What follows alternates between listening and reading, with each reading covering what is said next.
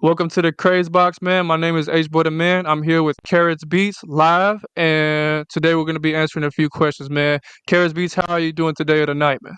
It's lovely, but you can refer to me as Chris Karatz, my stage name. I'm just a man of multiple hats, you know what I'm saying? Like, but Chris Karatz is like my stage name, and Karatz Beats is like the joint, but I ain't never had nobody call me Karatz Beats.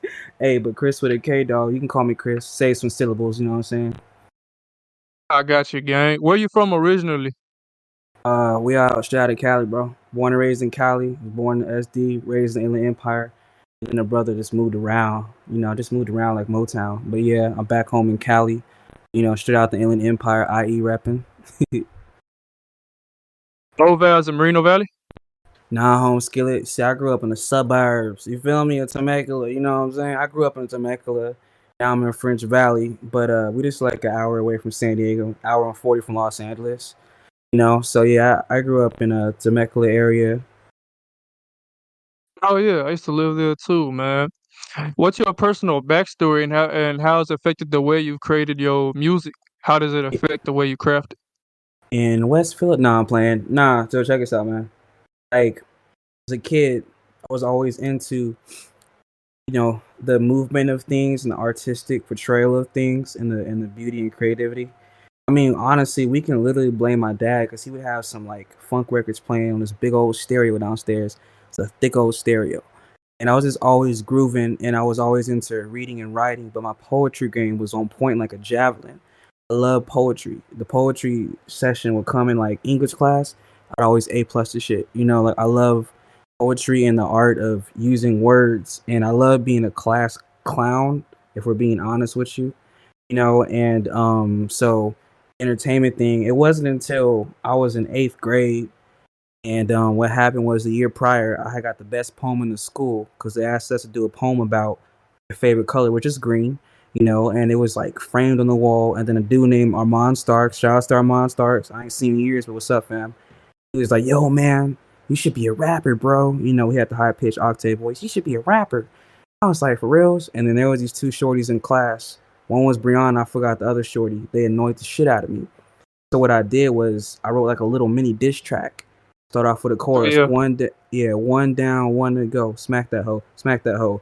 That's what it was. I remember it to this day, and that's what started the journey. That very moment, he was like, "You should try rapping," and then from that point on, I took it so serious, and I was just like, "I like this." First rap name was Sleepy Does It. I love it. It was just like writing verses. It was like battling, just That's kind of fire. trying to freestyle. My earliest inspirations were Eazy-E, Tupac, Nas. Those guys inspire me. But really, I'm gonna say emphasis on Eazy-E, bro. Like he was the reason behind Oh Sleepy yeah. Does It. You know what I'm saying? Like, I mean, it's a funny backstory, but that's how it started. Fast forward, I go to high school. I'm having rap battles senior years. I'm hosting rap battles. Oh, Now I'm I've over been there. here. I've been there with the rap battles, bro. Yeah, I love that shit, man. I would print flyers and make them Yeah. for people to come to. I had like, dang, there's pictures online. There's at least 100+ bodies around just me against this other guy. And we just having fun doing it. But, it was Hey, an art scene. these SoundCloud rappers could never back then, if you wanted to be a rapper or artist, whatever, they tested you for real on that, bro. They It, tested you, bro. You had to be certified to be an hell, artist, bro. That's a oh fact. hell yeah! I came correct with the bars, bro. Like I just made sure, and I wasn't even as good, like starting off, but I had the poetry and I was getting down, and it was just like inspiration came, man. And then college. The first time I went to college was for criminal justice, MSJC out here. I met a lot of cats who was Uh, into music, and they taught me a lot about music. And we was all one big group, and we would all just goof off. People would come around just to chill and talk and hear me joke. I'm that person and everything. But they was musicians. Rest in peace to that kid, Reezy Freddie Garcia. Taught me a lot about music. I took it seriously. I dropped my first mixtape. Looking back on it, that shit was garbage, bro. But I didn't know much. But the fact is, I was still so adamant about putting in that work and dropping them tracks. I made $100 and something just selling it for like $3 a pop. So $3 a wow. pop. Yeah, if you do the math, that means at least 33 motherfuckers bought that shit. You know what I'm saying? I had the artwork professionally done by a shorty named Jasmine Wilmore. Shouts to her. It's just like 2014 shit. I was just so proud and the feeling I had behind it. You know what I mean? Like people like will make a SoundCloud and they'll do it just to like, I don't know, maybe they serious about it, or maybe they just want to get views or get noticed, or but nah, to me it was like dedication, discipline. This is what I want to do for my life. I had no Yeah, intentions. Keep in mind, bro, a lot of people may know me as a producer, right?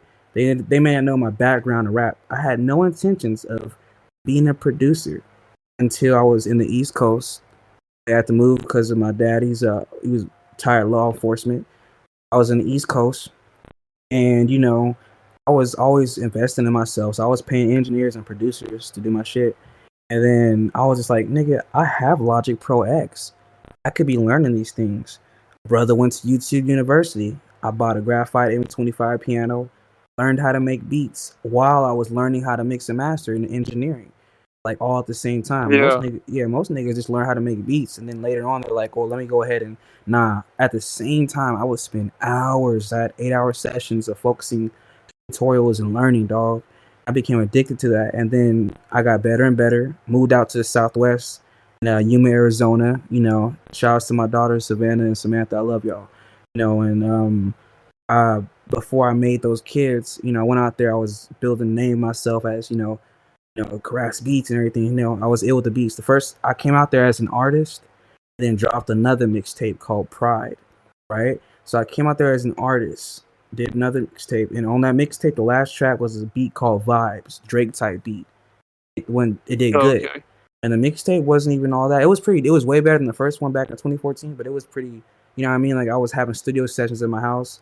I met this cat named Beezy Beats. Shout outs to you, Beezy Beats. And I had homies over at the house. He's from Florida. He's a well-established producer. And then he was cooking up stuff, and I was just freestyling. I did like about 3 songs, and they're all freestyles and stuff with like a group of people. It was like some big old cook up at my crib, and then that started the yeah. name, and then I just kept chasing that. I just kept chasing it, bro. I kept meeting people. I kept pushing it, even when I was going through shit, bro. I was always the artist. I did a lot of shows out there, man. So shout outs to the city of Yuma, Arizona, for providing this opportunity, because I made a name for myself, dog. So yeah, that's like, and I mean the story. There's like a lot more to it, but I'm gonna let you ask the other questions so we can cover it all, bro. Cause I'm gonna fuck around and go off the edge with this shit, Nah, man. gang, Like, nah, gang. Speak everything. Speak your truth, man. All that stuff is interesting. Let your story be known, bro. You know what I'm saying? Over here, we talk about the Craze Box. We talk about, you know what I'm saying, culture, opinion, all forms of music, bro. So you know what I'm saying? I'm here all for the culture, man. Feel me? All power to you, gang. Feel me? You came a long way. That's quite a story, man. Nah, for real. yeah, For man. real, Like, bro. and the thing is, the story is still being written. You feel me? Like, it's still being written. This is my first interview as like, I'm trying to think. Yeah, that's my first interview as like a musician, like having it live and having to where it can be out there. Never got that opportunity. Even So thank you for that, bottom of my heart. Oh, of course, man. As artists, we're gonna keep building each other up. That's what it was meant to be. That's how it was, bro. That's how it should be, and that's how it should have stayed, bro. All of these, all of that, all this fake, selfish, egotistical stuff, hedonistic stuff that's going around. You know what I'm saying? That's not gonna last for long. Feel me? The real gonna last. The fake gonna divide. You know what I'm saying? Thank So, you, bro. Like it's not, it's just like you gotta. It's like it's the art. It's the power of art, bro. And once you put the meaning behind the art, it's like it's more meaning to it. Like it hits harder. If you do it for the wrong reasons, like monetary gain, maybe clout is what they call it. It's no integrity behind the art, and the art's gonna come out half-ass. You know what I'm saying? It's the same thing as if you paint a picture. You paint it like you don't just go and paint a picture of apples or shit. You paint some emotion behind that uh, picture. You got to stand behind your product, and that's how I take it with art. So I know, like in the beginning, like yeah, I love it. Yeah, I was hoping that people would listen or whatever the case was. But honestly, looking back on it, it wasn't the quality, bro. It wasn't my quality wasn't to where it is now. I was like, I was like a fucking Jedi Padawan. Eventually, I became a hell yeah. fucking Jedi. You know what I'm saying? Eventually, I became a Jedi Master. You know what I'm saying? And now, a nigga damn near a Sith Lord with this shit. Like Uh, I'm there. I had to climb. Now, with everything I learned over these last shit, I started rapping at 13. I'm about to be 30. So let's just say, about going on 17 years. I have so much. Like now, I gotta really Ooh. fucking nigga, jump the fuck out, bro. And I'm still like I haven't toured. I haven't had my tour. You know what I'm saying? Like I haven't touched a mill. I haven't even hit a million streams on any single or album or nothing at all. You feel me? So I'm still getting started, but I'm starting to what's the word? I planted those seeds and they're starting to harvest and I'm starting to spread. I.e. this interview. You feel me? Like all this shit, bro. Like my truth is getting spoken. And people gotta understand, bro. Just like with everything in life, you rush this shit, you're not gonna get no impressive results. You feel me? Like you're not gonna get the highest quality results. You gotta enjoy the process. In the process, you gotta learn from it. And I did so much of it, bro. Now that I'm hustling and shit, working and shit, and I got children, I got all these things going for me. I'm trying to make the most out of it. I got what they call tunnel vision and shit. You know what I mean? Like, you know Yeah. what? Yeah, I applaud. I'm a hell of a prattler, dog. You feel me? So I'm gonna let you ask the questions, and then I'm gonna give you some more. you know. Nah, you keep talking, bro. You know what I'm saying? And about the music stuff that you were saying, how folks be playing with the music. Folks should know better than to play with music like that, because music is a very spiritual thing. It's a powerful thing. You know what I'm saying? And if you play with spiritual things, you know what I'm saying, that can come back to bite you in a way that, you know what I'm saying, that Mm-hmm. you feel me? You don't want to play with that. But yeah, man. So how do you record your music too? Like what Yo, programs you use? man, it's like I got Pro Tools, but it don't work on my MacBook Pro. It don't work on my MacBook Air, and I have a stroke on that shit. So I'm trying to get that fixed. But I've been with Logic Pro X, dog. Logic Pro X. I got two microphones. I got the AKG P220. That joint is Oh it's the yeah. one. It's the one you hear me talking on right now, to be honest. And then I got the Me and you audio. both, gang. Yeah, there you go. Okay, there you go. Then I You got the feel me? AT Audio Technica In general. 2035. Right? I got that. And then I got the Scarlett i8 120, that big long ass interface one. I got the small one, the 2i2 as well, but I use the big one. And yeah, that's what I do. And I got the iBaba Chaotica. Yeah, any engineer or artist will know that you need that. The iBaba Chaotica, that's a big game changer. You know what I'm saying? I'm more about quality, like, believe it or not, my favorite process, even after writing my music to making the beat for it, you know what I'm saying, to rapping on the beat and recording it, my favorite process, I promise y'all, is mixing and mastering, bringing that quality sound. That's the favorite process. I get a rush when I make the beat. I get a rush when I write these dope ass verses and edit them and rap on the beat. Recording it, I'm lit. But when I'm mixing and mastering it, man, I'm in my zone. That shit is just like, damn, that shit come beautiful. Like, I don't know. Most people are like, oh, it's so tedious, it's so stressful, and it takes so long. It's like, That's what well, comes with this. yeah, like, bro, like the good things you got to work hard for, man. Like, you want that quality sound. There's a reason why engineer niggas getting paid. I'm not just an MC. I'm an MC, a producer, engineer, and a sound designer, nigga. You know what I'm saying? The engineering part, Yeah. a lot of people getting paid good because it takes a lot to do that shit.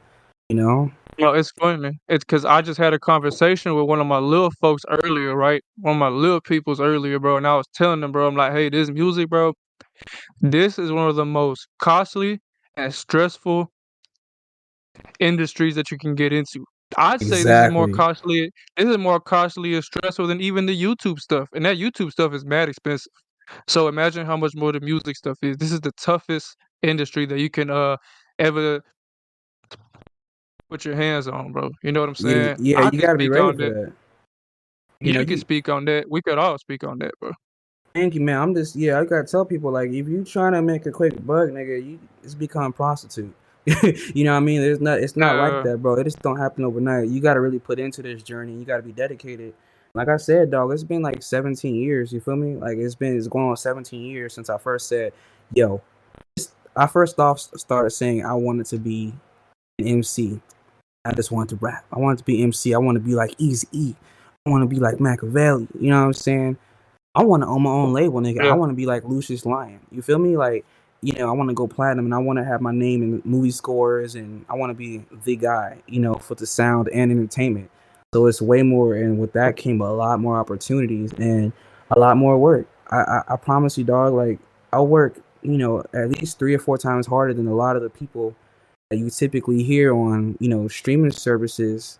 Like, I don't mean in that. I mean, like, most guys that have a good record, but then they got to go out and they either went and they purchased the beat or they paid a producer they know and then they went and they paid an engineer. Some may have made the beat and rapped on it, but they didn't engineer it. Like this majority. It's not everybody, but how many people do you know off the tip of your, you can count on your hand right now, off the tip of your head? Like he wrote the shit, he made the beat, he mixed and mastered the beat, he recorded, and he mixed and mastered his vocals with the beat, and then he marketed it and he pushed it. That's what I do. All of the above. It's I tell people I wear multiple hats. You know what I'm saying? Niggas like, oh, that sounds good, bro. That sounds good. Yo, who mixed and mastered that? Nigga, you talking to him. For reals? Hey, nigga, who made that beat? Play the beat, Chris. Nigga, I made that shit. You My talking to bro, him. my bro got his name all over the credit scene, bro. At the end of a movie, I'm yeah. Hell yeah, man. You gotta, like, give credit to yourself, because like, if you ain't giving yourself love, ain't nobody else can give you love. So you gotta, you work on a project, you proud of that shit. You behind all the credits, man. That shit, man, because at the end of the day, when that shit pop up, guess who getting all the love and stuff? It's good to have a team, but sometimes you got to channel yourself and you got to learn how to do all these things by yourself in case a team member of yours is lagging. I can't depend on nobody else to bring the sound that I want. You know what I mean? I can't depend on that unless it's like, a homie is like, I want a custom beat certain done. But if I can do it, why not would I do it? You know what I'm saying? I love to have people on my team and shit. I love like the homie Sotos that's in here. Like we've collabed on shit. Like, you know what I mean? That's a perfect fit right there. We collab for a reason because he's a perfect fit. He's the sound that I want. It's that and the third. You know what I mean? Like, but otherwise it's like if I can wake up during the day and I wrote this ill ass verse and I know the sound, I'm gonna do my best and I'm gonna just make that shit myself. Like there's nothing, it's just someone that you're willing to put in like 5 times as much work as the other guys, and that's how you gonna progress. That way if some shit happen, bro. Like this is random as fuck. Check this out. If I get in a fight with a samurai and he uses his knife to cut my throat and I can't speak no more, I'ma still produce, bro. I'ma still Yeah. engineer. I just won't be rapping unless we sound like Tone Loc. So that's how I look at things. So you just gotta have multiple things and shit. I got everything but OnlyFans. Nah, Yeah, I said it. nah, that's real, man. Yeah, man. You know what I'm saying? You become a master in all fields, man. You're gonna be 5 stars, man. Trust, bro. You're gonna be undefeatable, man. You know what I'm saying? So just gotta you know what I'm saying, you gotta trust in the talents and the gifts that are given to you, man. You just can't let nobody stop you, let nobody tell you no.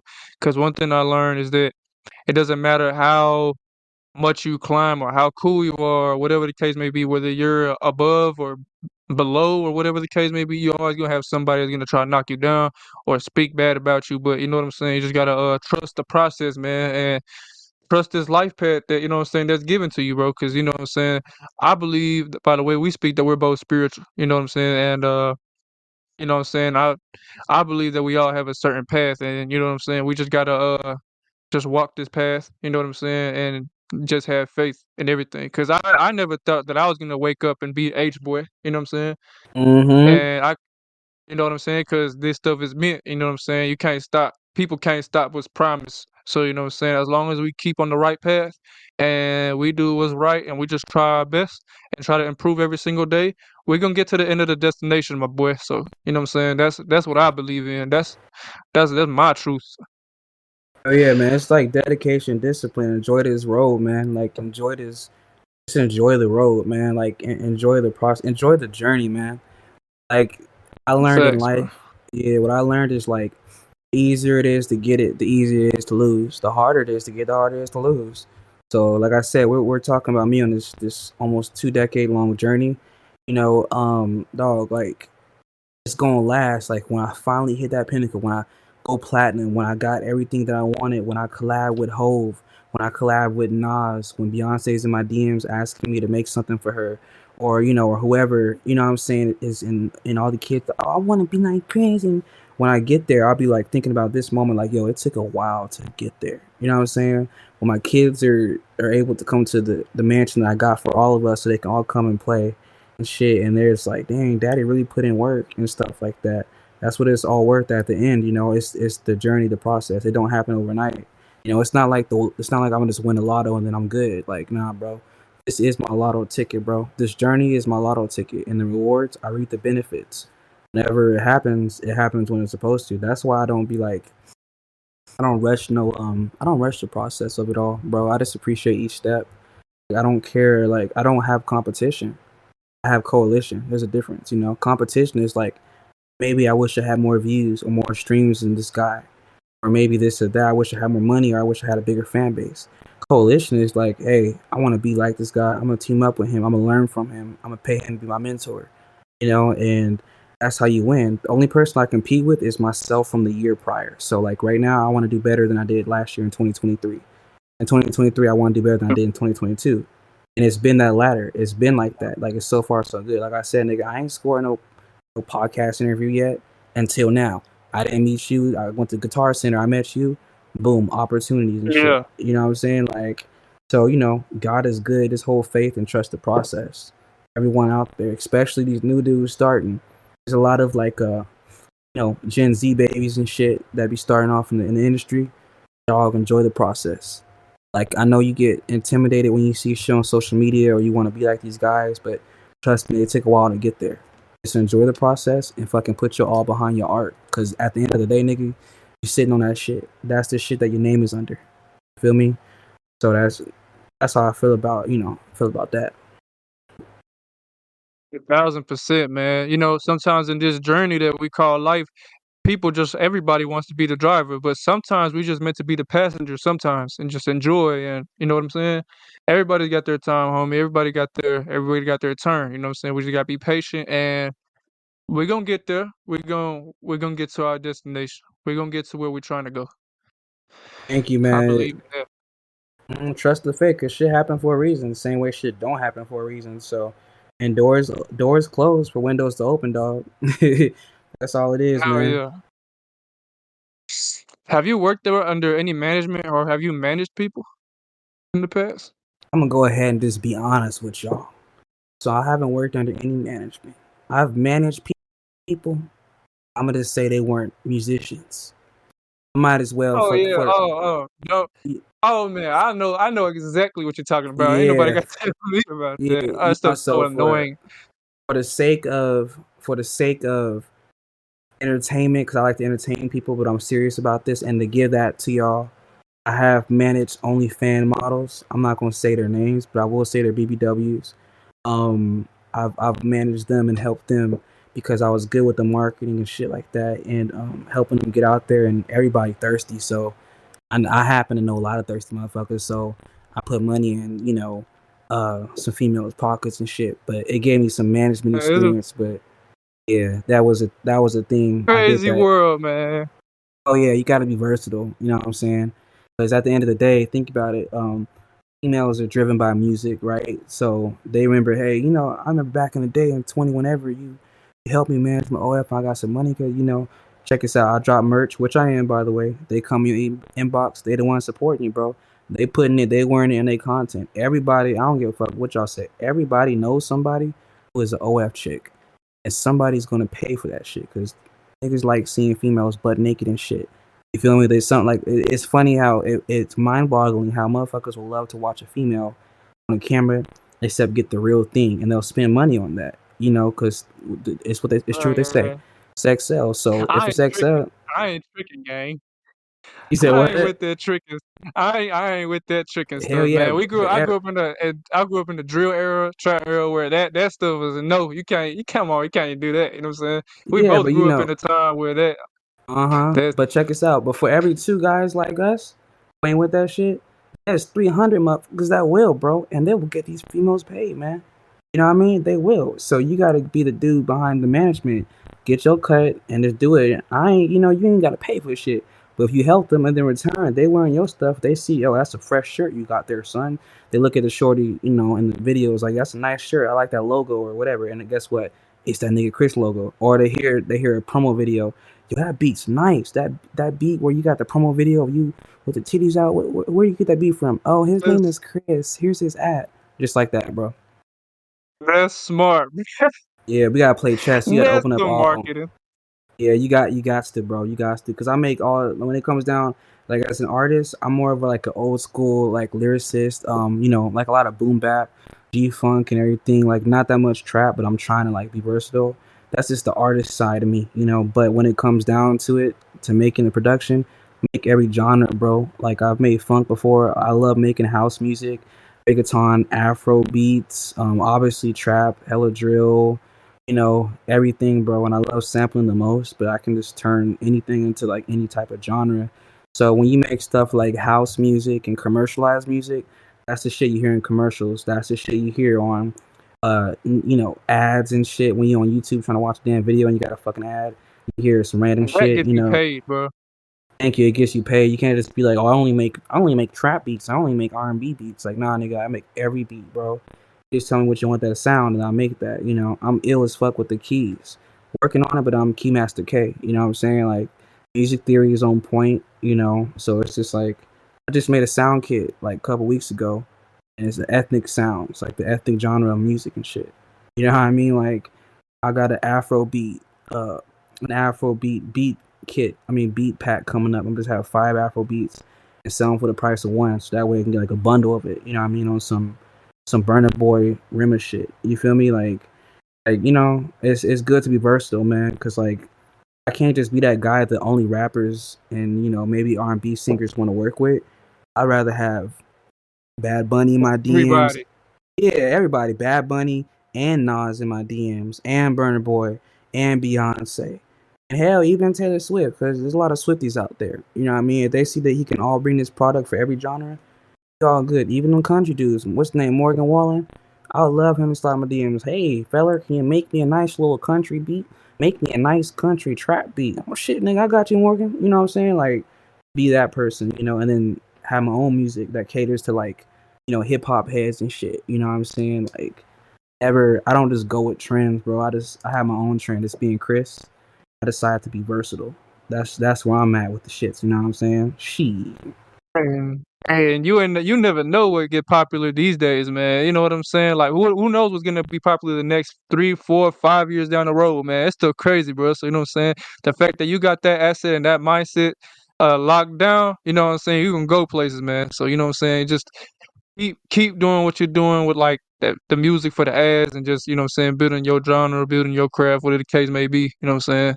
Hell yeah, man. That's the whole plan, man. I even be making sounds for reels on Instagram, man. I be telling my stories and shit behind sounds that I make that you would put on an Instagram reel or any reel for a business. Like it'd be some house music and some shit or some sad emotional guitar shit, and have all types of vox and sound effects where you can like literally put it behind and tell your story. I even shout outs to Bonnie out there, Bonnie Smith. She on my Facebook. Y'all look her up.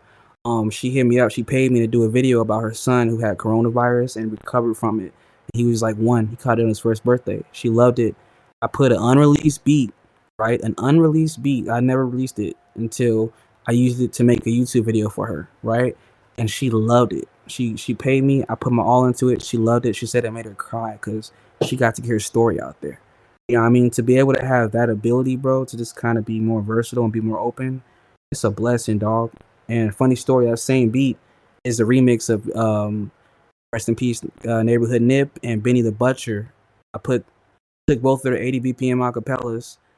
Benny the Butchers was from a Funk Flex freestyle he had. MC Hustle's Road to Riches, and I put it on my beat, and that shit, it sounds just dope, bro. And I listen to it, and I have it. I haven't even released it, bro. Like it's on my Instagram, just like a minute of it, but I haven't even released it, dog.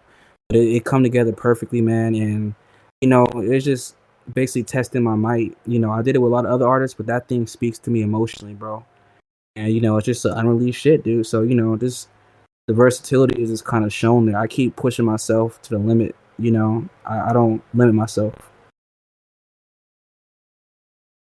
So man, I hear that, man. I hear that, man.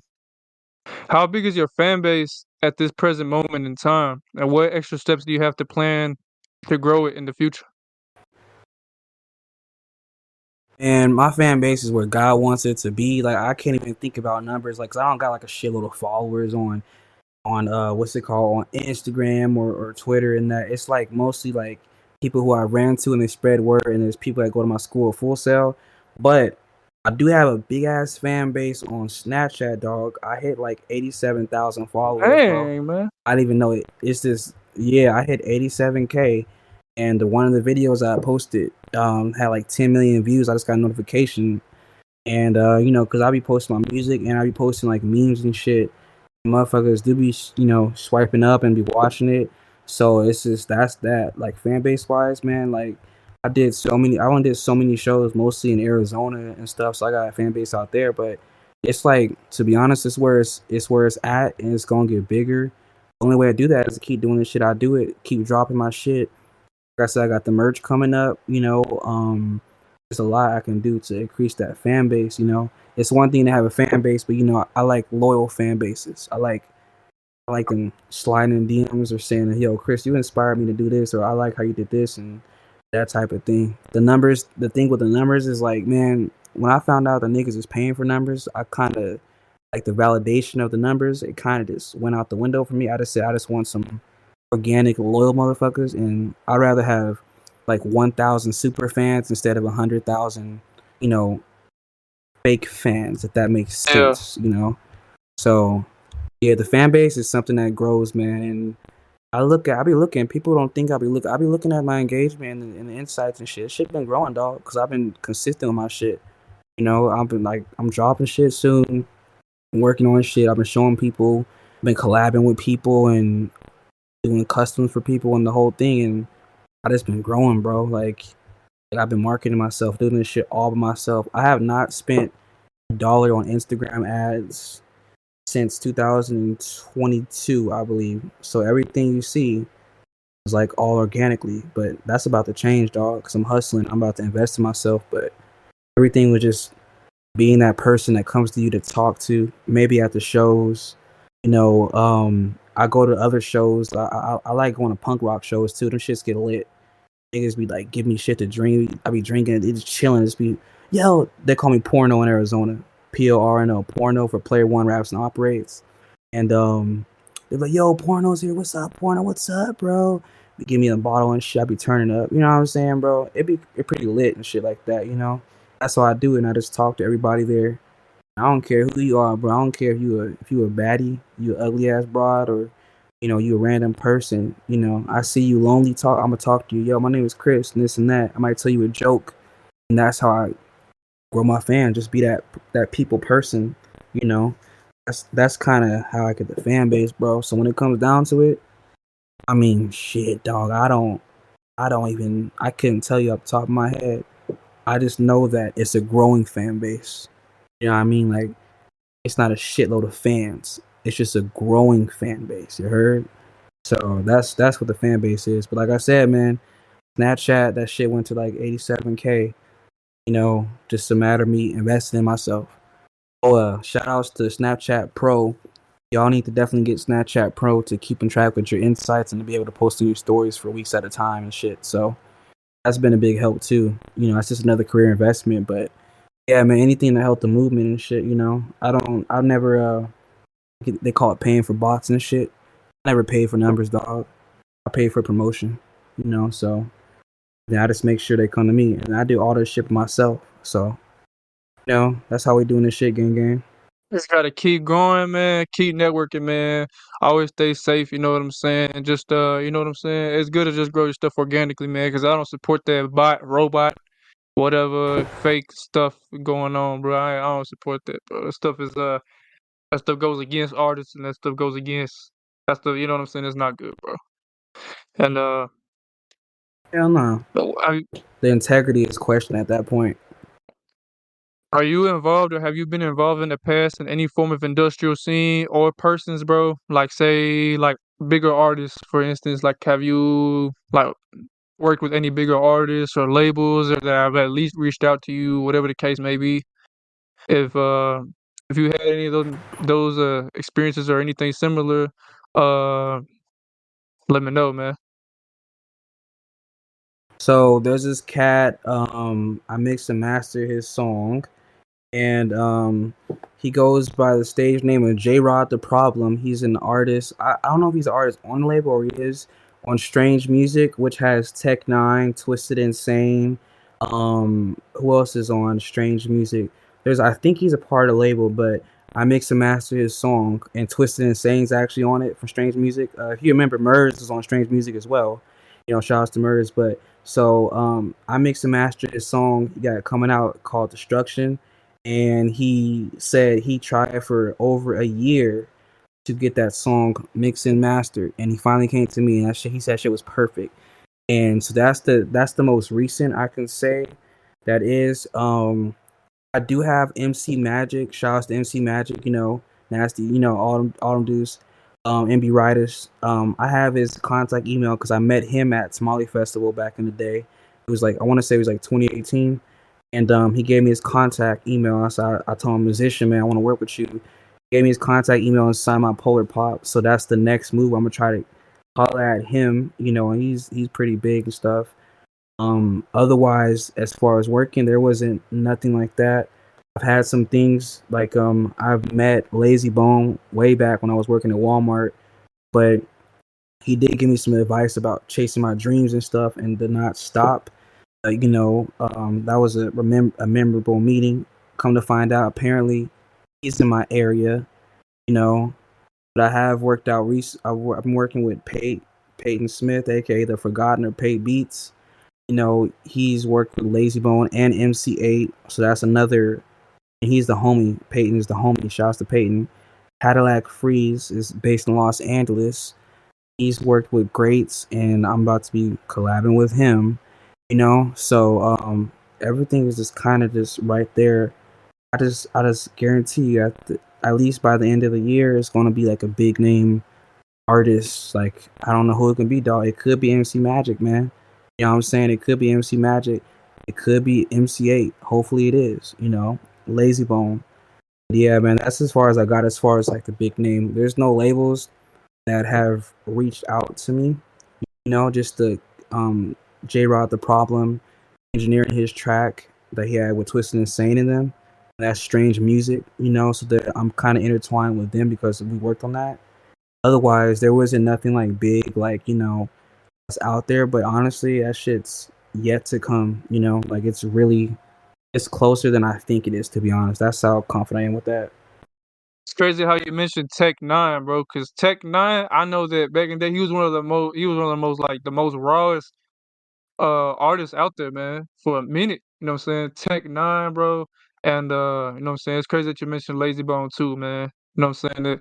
That's pretty tight, man. It's pretty tight, man. I ain't gonna lie to you, bro. Yeah, like I love Bone. I was always a big Bone Thugs fan. Like, I have, man, always was. That's the only Bone Thug I met. And recently I posted a story of Busy Bone. He did an interview a while ago, and he was like, you can't let the pain from your past torment you. So I posted it and tagged him and said, this is like my manifestation, bro. You spoke to me with this. And then he loved my story on Instagram, like he hearted it. So I'm in the scope of Busy Bone. He saw that. He just him reacting. He didn't say shit. Just him reacting was like enough for me when I had just, about a decade ago, I just spoke to Lazy Bone at fucking Walmart. You feel me? Yeah. Like, so I just know it's closer. Now I'm just like, bro, drop that bomb ass project, bro. Push the fuck out of it. You never know who the fuck it could touch. You know what I mean? Like, it depends on how much work I put into it. And you know me, bro. I'm putting in work, bro. That's why we met at Guitar Center, man. Yeah. Got them cables to sample these fucking records, man.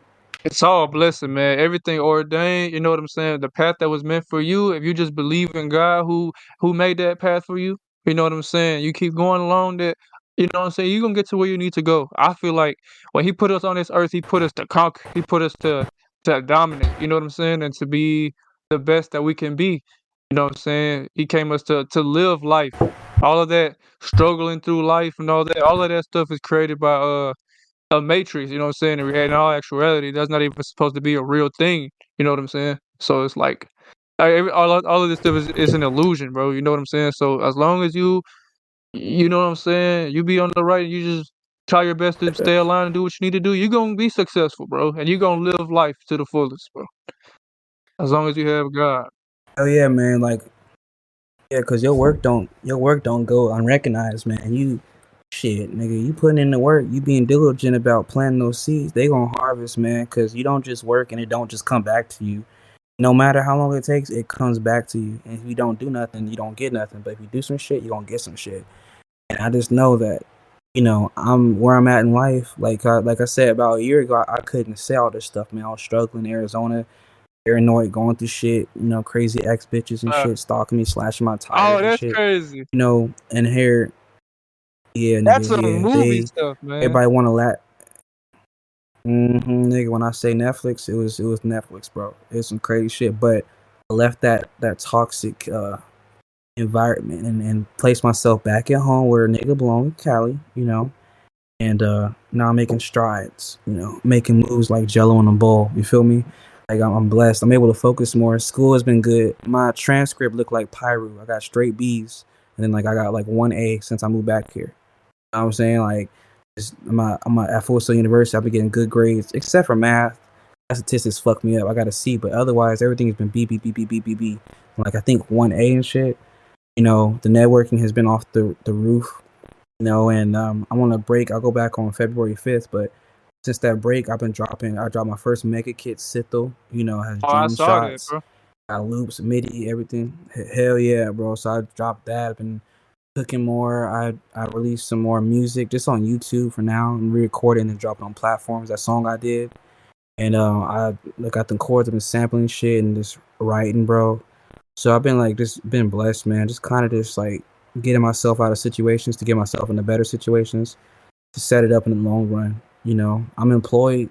It may just be Mickey D's and shit, but Hey, a job is a I got job, another bro. job that, thank you, right? Like I'm able to like pay bills and hustle and flip and invest in myself and shit. And then like I said, I do custom, production, mixing and mastering, all that shit, dog. So I'm a man of many hats. I'm trying to like I only survive, but I'm trying to thrive and shit. I'm trying to set myself up for the greater good. Hey, and don't be afraid to create either, bro. Because one thing I had, and I think we've all experienced this. Like when I was growing up, bro, I liked many things. I like cartoons, everything, anime, whatever the case may be. I liked a lot of cool stuff. You get what I'm saying? But being around certain people, it make you feel like you don't want to create. You know what I'm saying? You don't want to express certain side of yourself, bro, because you feel like people go and judge you, bro. But you know what, bro? As in due time, once I started finding myself and just started learning to love others, but learning to love yourself.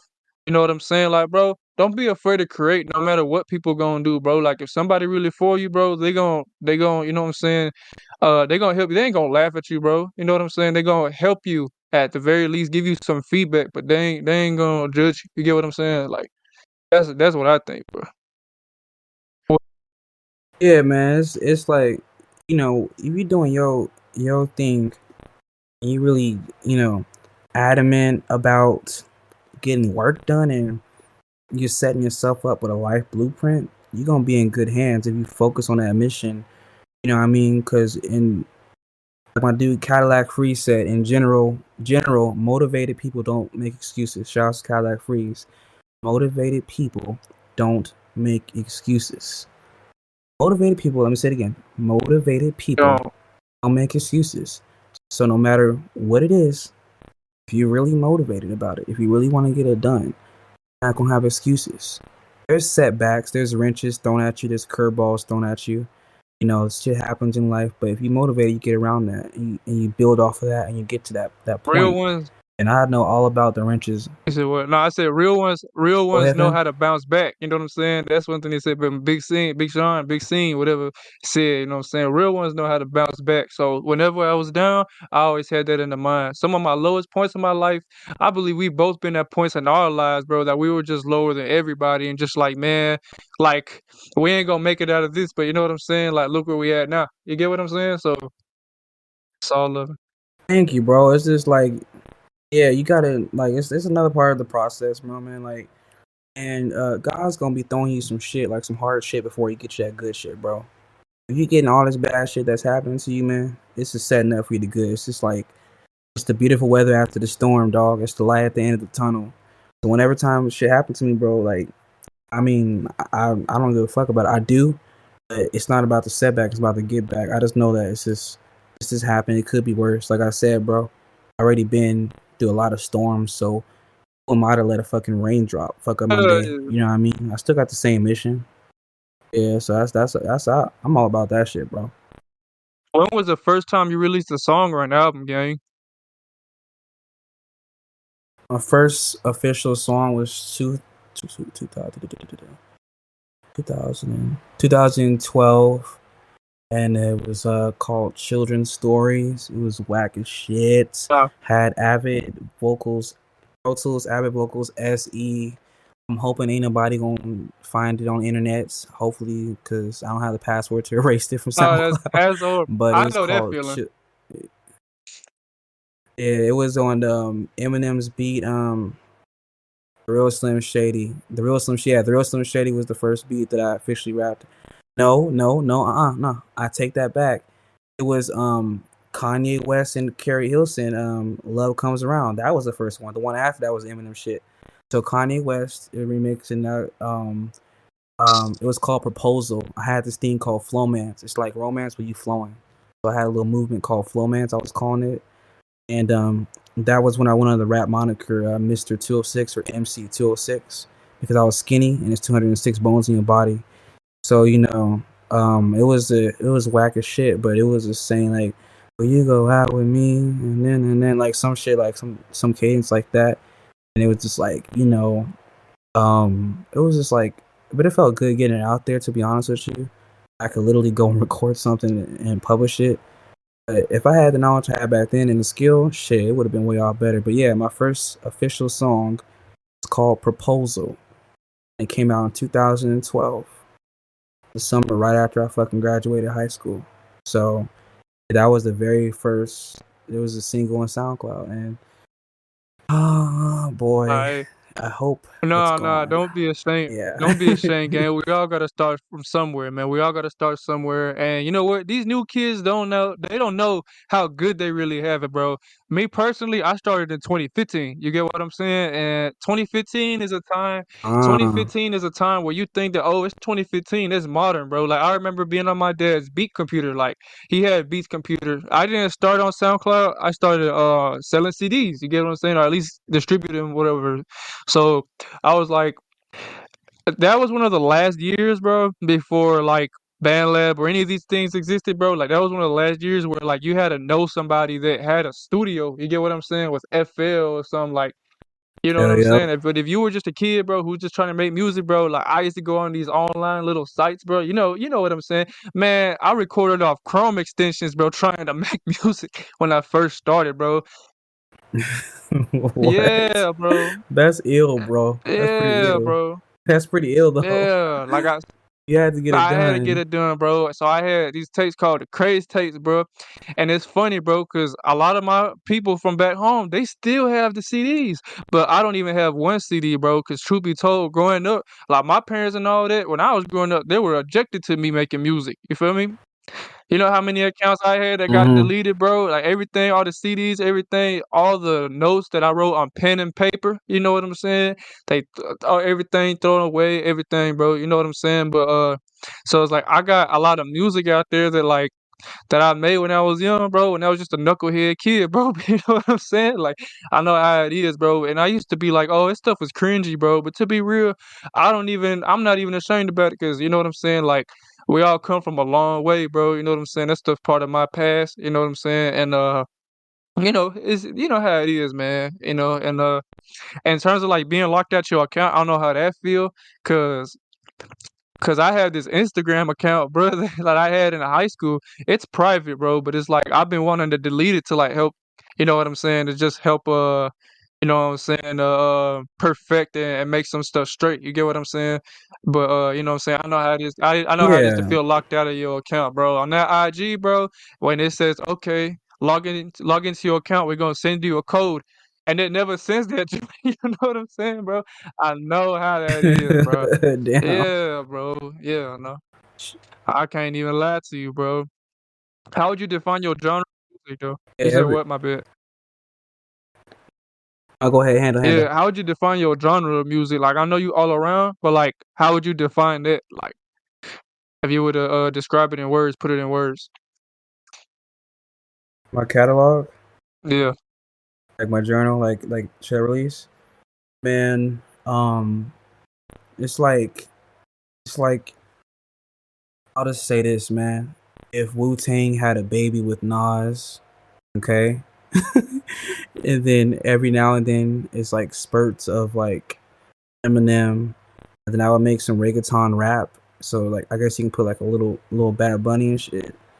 just kind of, you can tell it's like, but for the most part, if Wu-Tang had a baby with Nas and maybe Onyx, that's kind of what it is. My whole album Raw was like just all samples. Even got Wu-Tang samples with samples and shit, old school, and like one song that's like a trap song that Drake would have been on.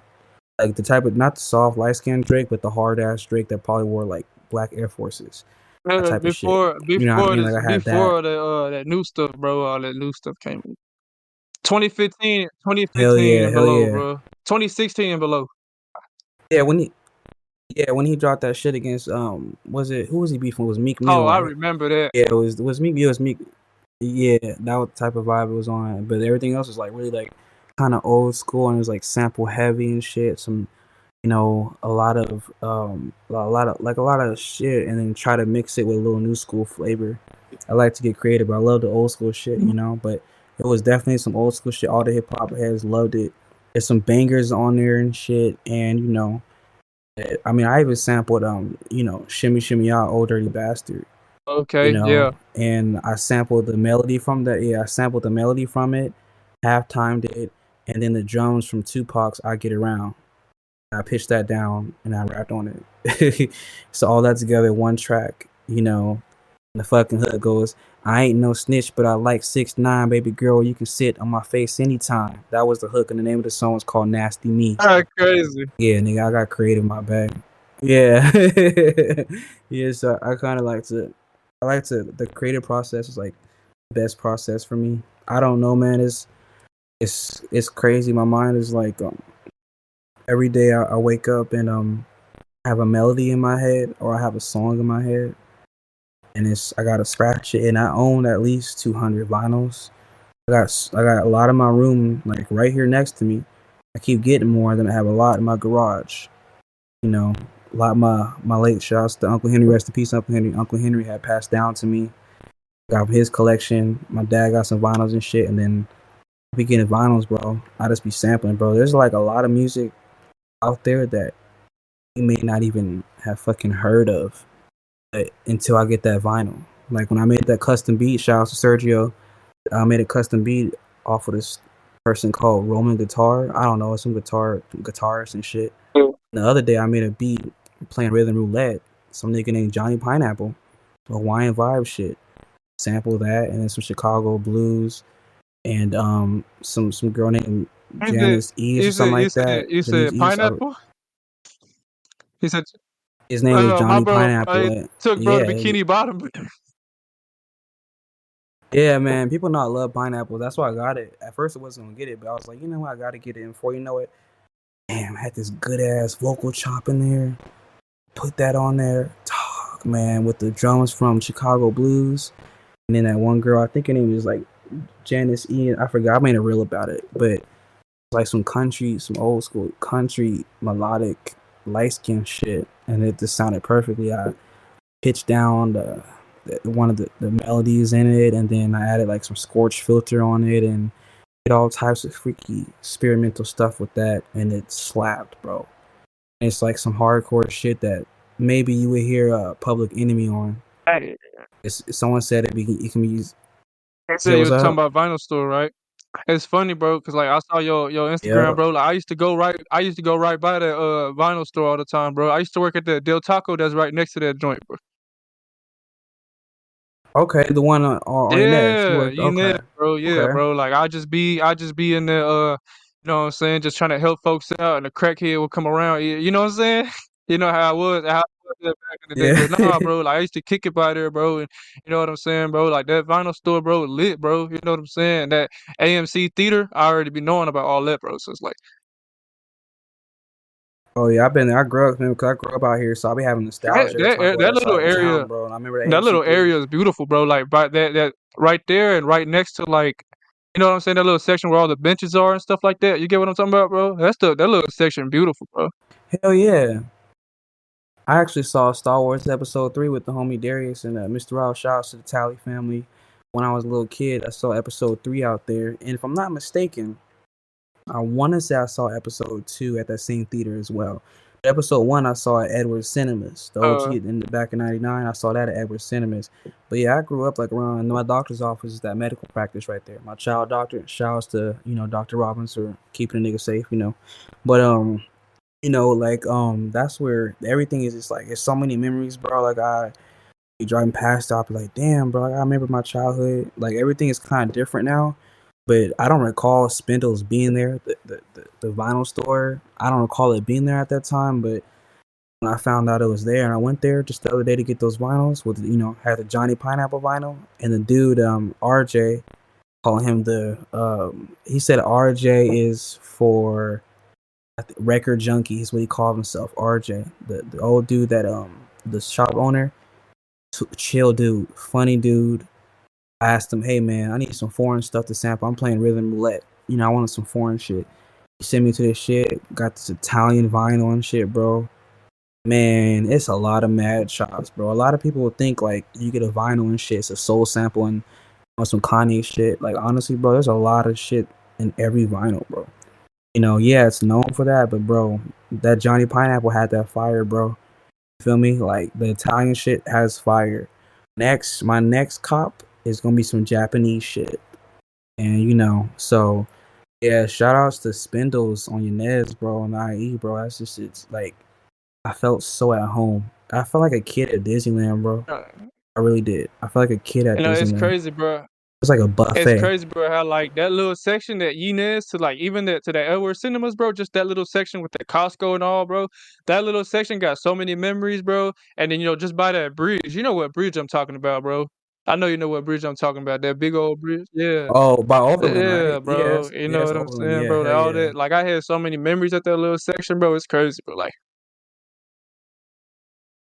Man, I remember going to the mall as a kid. Like I've been to the mall recently, but before we used to go there like almost every fucking weekend, link up movies and like that. And then when I was driving, like on my license and shit, man, I had to pick shorties up on dates and shit. We driving that past Overland and all that stuff and go to the theaters. I got a lot of hey, memories in that side of that town, mall bro. though, the promenade, Yeah, it's blessing. that mall, bro, it died though. I ain't gonna lie. You remember the guest store that was in there, the G by guest or whatever the case may be, and Yeah, the they old took fashioned they shit. took Yeah, that joint down. They took that down, bro. And it's like I don't know, bro. Like they barely got anything in there at all, bro. And then you had a lot of these like little folks, all these little SoundCloud rappers that coming in, they just like causing trouble, bro, and all this little, you know what I'm saying, just bothering people and stuff like that, bro. And I'm like, yeah. I mean, nowadays kids is acting up, bro. It'd be tripping. whack, bro. I'm I'm like, just glad I grew up when I did.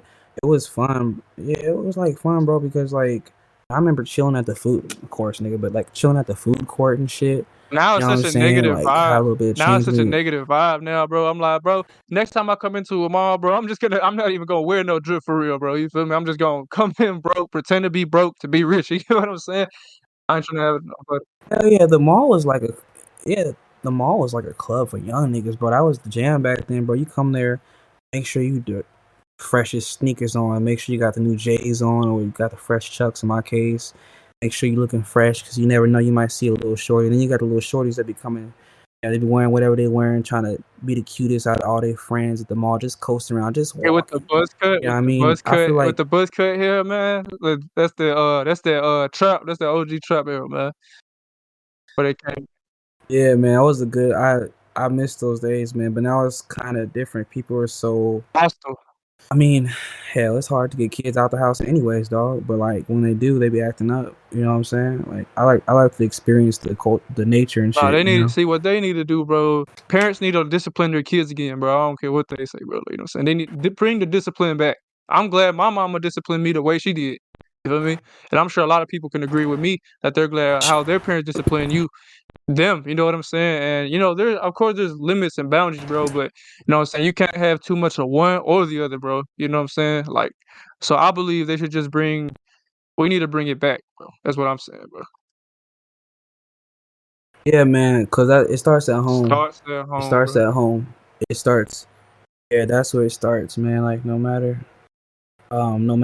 how you look at things, the first teacher is the parents. You feel me? That's the first teacher. So when you go out into that world, they have to use how he was raised at home and apply it. It's one thing for a kid to act up and disobey his mom. That's normal. But if you was raised under discipline, you should know certain things about it. Some parents, especially nowadays, dog, like I know parents that are just like, I'm gonna give my kid their iPad and just do whatever and like just chill, like you know what I'm saying. But some act like you can't be that person. You gotta like cater to them, you know, be a parent, not a friend type of shit. And what happened was there was less parenting and more befriending over the years. We got old school parents, but not every kid has old school parents, and then they fall off when they go out in the world and they do whatever they feel they can do. What they don't follow rules. They can't. It's just feel free because they don't have that threatening. Me on the other hand, if I fucked up, I knew I had that ass whooping coming home, so I knew not to fuck up. You feel me? Like I I was wouldn't coming home I to wouldn't like have it any some, other way. You like, feel me? If I were to restart my life, press the reset, and I would have kept it. yeah, I'm like, no, no, don't make it easier for me, bro. Make it just as hard as it was, bro. You know what I'm saying? yeah, man. It's like it's them kids who didn't get disciplined, man. They suffering. They in jail. They fucking up. They're all types of shit. They went to this fucked up path. You feel me? But the disciplined kids, they even if they do suffer, they know what they're doing. They got the love. They know how to. They become parents. They know how to raise their Real kids and enough. shit. You know what I'm saying? Like, so I'm thankful that I really did have those parents. My dad's retired law enforcement and military. Mom's school district, but she might as well have been a correctional officer. You know what I'm saying? So like, or a drill sergeant, but it was all love. It was just like disciplinarian shit, and I love him for that. At the time, I didn't understand, but I was a kid. But now I'm just like, I'm thankful that I have my head on straight because Yeah, of of them. course, man. Shout out to our parents, to all of us, all of our parents, man. Every parent that's listening, bro. Shout out to y'all, man. Y'all keep doing what y'all doing, And it's crazy, bro, because it's like you were talking about like the kid that go against their mama, right? You know what I'm saying? But it's like I feel like even them, bro, if their parents discipline them right, eventually, bro, they do come back around, bro. It's just something, bro, that's just you have, bro. Like, 'cause even back then, like, even if somebody like, when I was growing up, bro, a lot of the kids that were considered bad, bro, weren't really bad. They were just standing on their own business, bro, and standing on their own rules and regulations, bro. You know what I'm saying? But them people, bro, they wouldn't cross their own homies out. You get what I'm saying? They wouldn't backdoor their own people. Thank They would you. stand on business, and they just like, no, like I stand on what I stand on, and I'm just a man of my word on this side, bro. You feel me? But now, bro, it's like it's not even that no more, bro. Like it's like now you just got a bunch of cats that are actually evil. You get what I'm saying? Like these cats are the son of the Yup. devil, bro. These cats will slime their own people out, and like a lot of fake stuff now has been turned from like being fake, and now it's slime. It's a cool thing. I'm like, that stuff not even slime for real, bro. You know what I'm saying? I'm like, I don't know. These people just all the fake stuff is being promoted, bro, and just not being a man of your character and just respecting those around you, bro, as men, bro. You know what I'm saying? As whatever the case.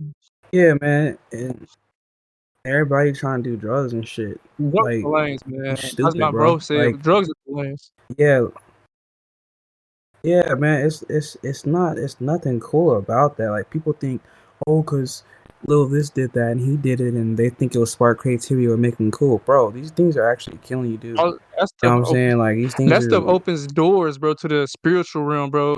And to be real, I do want to add something, bro, and especially for those that listen to me, bro. It's like apart from the stuff I rap about, and it's stuff that I've been through. You feel me? But I'm not here to promote. I don't promote or condone the use of drugs, violence, or any sort of substance, bro. You know what I'm saying? Like, or anything sexually immoral or nothing like that, bro. To be real with you, bro. You know what I'm saying? Like. I feel me. Like I like making music to make music, but even though I rap about like, oh, I did a pill or I smoked this blunt, like me as a person, bro, what I actually condone, you know what I'm saying? Like I don't condone any of those activities, bro. I don't even smoke weed no more. You get what I'm saying? Cause that stuff, bro, like especially with how the world is, bro, and the doors it opens, and as romanticized as certain substances is in our culture. It's like, oh, it's just trap. Oh, it's just some za. You get what I'm saying? They romanticize it, bro, and make it seem like, oh, it's not Yeah, that bad, but in reality, bro, it's like that stuff don't change. This stuff more powerful. There's a lot of stuff that we don't understand yet. You know what I'm saying? That folks is dabbling and playing with, bro. You know what I'm saying? That people need a You know what I'm saying? Start reading up on, bro. You know what I'm saying? That's real. My bad for stuttering, but you know what I mean, though. That's my truth, bro. So Like, yeah, dead ass. Like, all this stuff is like, I mean, it's one thing when it's just like, cause I mean, weed is like medicine. People have glaucoma, in my case, epilepsy and everything, but people start doing the other shit in your nose and they oh popping hell no. pills and stuff because their favorite celebrity, yeah, their favorite celebrity did that, and they want to be on alcohol, like hella alcoholic. It's like it's really intoxicating your body, bro. Like, and I guess it's called fentanyl's a Oh big thing, no. and that's just killing people, That's bro. Like, bad. there's a lot of people that are dying. Gotta- Yeah, especially in the fucking suburbs. Like in the suburbs, like it's a lot of kids popping pills and shit, I've bro. already heard I stories. never I never give I've a fuck already about heard that stories shit. about Yeah, man. somebody I knew this guy who just and not even 2 pills or 3 pills. I'm talking about one little like one pill, like you know what I'm saying? Gone off the face. You feel me? Gone, bro. Gone. They out. Thank you. Nah, That shit is like so that's fucking. scary. That shit is so fucking strong. Like it's like you would think. Like in a lot of them, it's like I feel like a lot of kids are just influenced because they think it makes them feel lit or it's a good time and shit. It's just like honestly, bro. My hat goes off to people who like you don't need drugs or extra alcohol. It's one thing to have a drink or two, but niggas be trying to drink, and go to clubs and shit. You don't need that shit to have a good time, bro. Like it may look cool in Hollywood movies.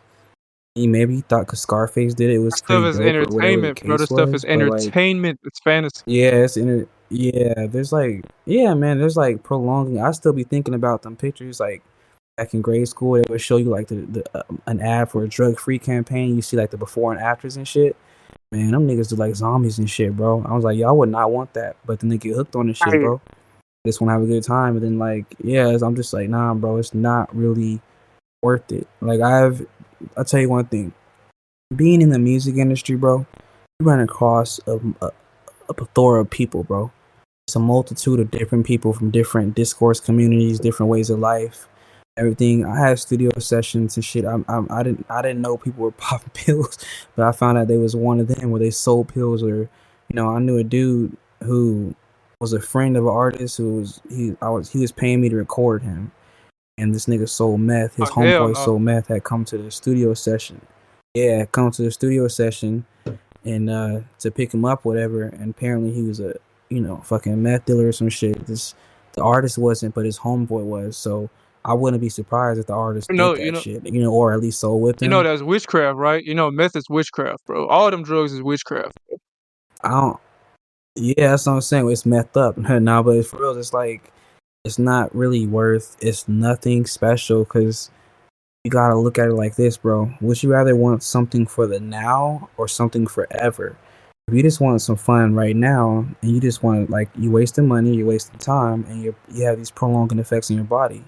If you want something forever, find a talent and capitalize on that. In my case, it's like music, entrepreneurship. I got the merchandise coming up, and a people person and shit. That's my high, bro.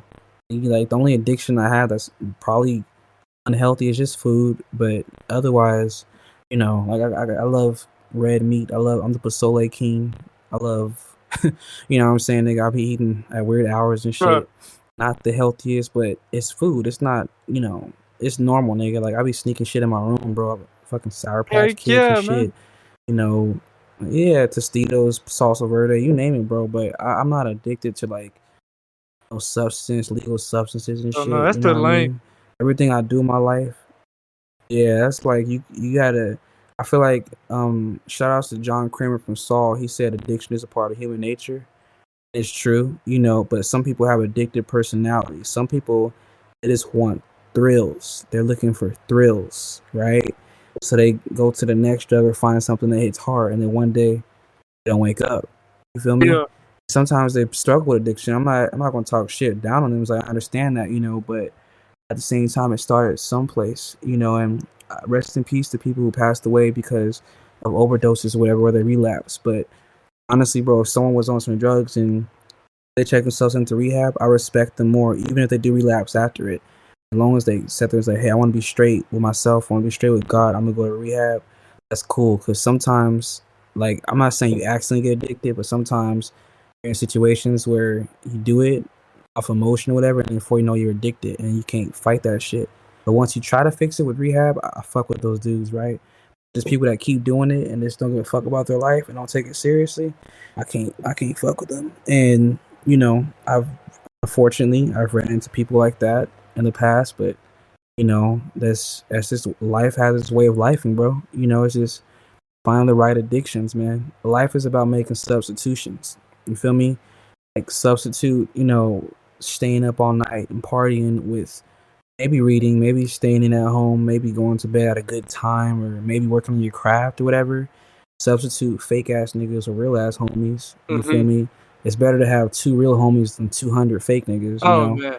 Substitute, yeah, substitute clubbing and shit with, maybe going on dates, or maybe a self date, maybe going to a place to watch something, or maybe go to the theaters or something, or just be at home with the family, maybe bust inside a female, make a family and love them. I don't know, bro. Like, save your life, bro. That's what I did. I had to make a lot of substitutions in my life. I never was on pills or coke or whatever, but I did have some people in my circle that I had to get out of my circle.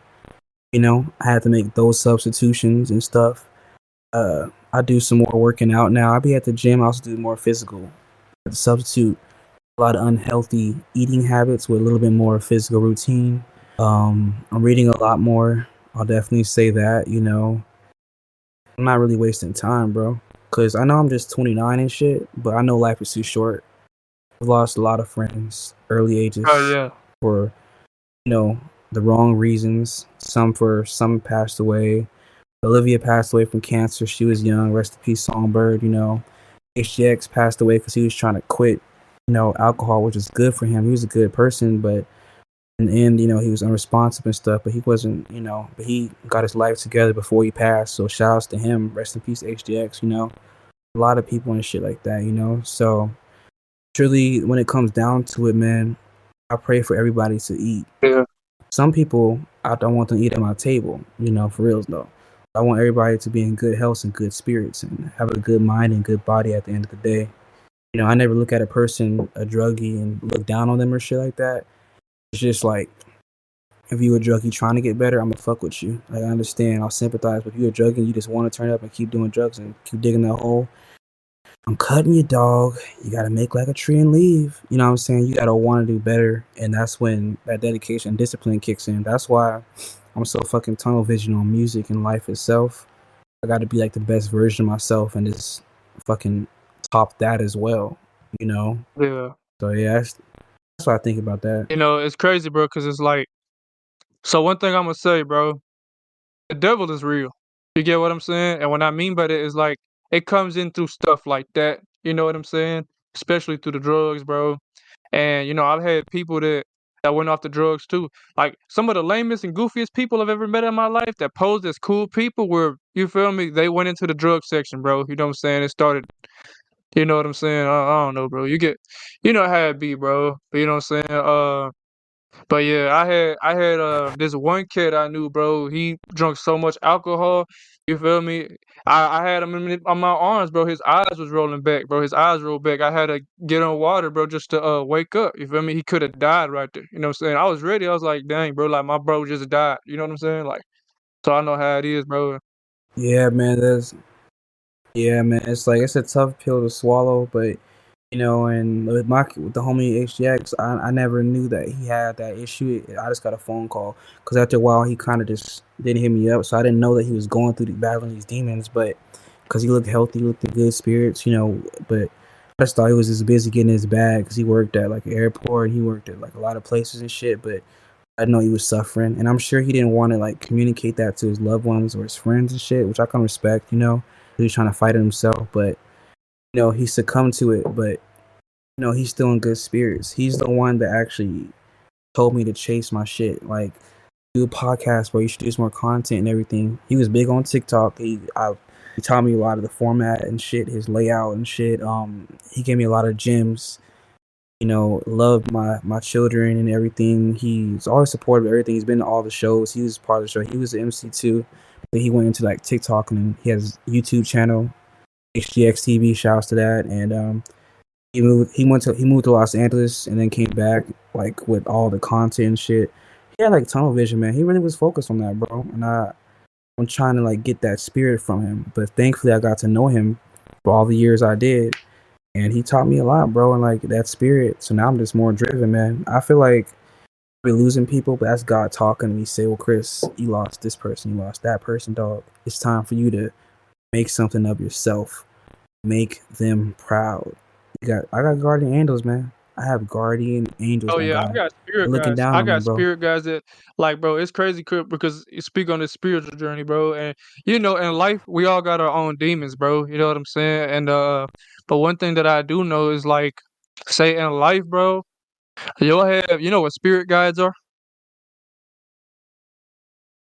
Yeah, I mean it's spirits that are leading you in the right direction They, you and know, shit. sometimes they can be sent by God. It can be the other way too. But you have people that, hey, like if I struggle and then somebody will come up to me and like, hey, bro, it's just you're just learning. You get what I'm saying? They'll know. It's like spirit. It's a message for you specifically. You get what I'm saying? That it's like you message. You know what I'm saying? So you have like, hey, don't give up. Like I remember times where I ain't want to work. I'm like, man, this work stuff is goofy. They come to me, hey, don't stop working because you're gonna get blessed. You know, they'll talk to you like that. You get what I'm saying? Yep. And I look at it as like they'll Yeah, know. You feel man. me? It's like, oh yeah, I know. You know what I'm saying? Because I don't doubt God. I know what's up, bro. So it's like that stuff ain't gotta that stuff don't gotta hide from me, bro. You know what I'm saying? But that comes with both. You know what I'm saying? God not gonna hide from you, but the devil not gonna hide from you either. You know what I'm saying? So Thank you. You know what I'm saying, bro? So that's my experience, bro. And he's been with me for a long time, bro. Ever since that I can remember, bro. You know what I'm saying? And but you know what I'm saying? He's been helping me. He's been helping me out of my music career, everything, bro. He's been helping me dodge all the BS, bro, that people be saying. Like I don't be listening to people like that. That makes sense when people give you advice. Stand on Bible, stand on business, bro. You know what I'm saying? That's like my motto, what I live by. Anything that other people gotta say, I don't listen to those people, bro. You know what I'm saying? Unless it's like music related to a certain extent or whatever. Like, Yeah, that's I stay focused on a mission. It's always a thing about tunnel vision and being focused on a mission. Like once you got direction, there's nothing that could really stop you. You know what I mean? Like you have direction, there's no distractions. Any person with direction really can't be distracted. You know, the only thing that's gonna stop Chris with a K is Chris with a K. exactly.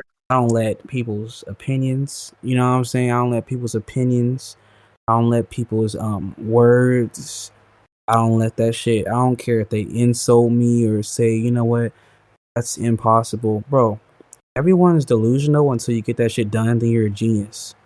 Everyone's like, you're always delusional until it works, and then you're a genius. You see, like, the whole narrative changes versus, like, there's no way, man, that you can do this and go platinum. There's no way you can have it. And then you do it, and then, like, damn, bro, you're awesome. You're a genius, man. You're like, bro, I'm here for like Busta Rhymes says, no. Keep going, keep going. Tell you me say about what what? Busta Rhymes said. Busta Rhymes literally said, you're delusional until you get it done, and then you become a genius. Until you make it happen. That shit is as real as it gets. He said that in a recent interview. Everyone's looking at you. People like to say what you can't do. They like to talk about what they can or what's not possible. Like, nigga, what about what is possible?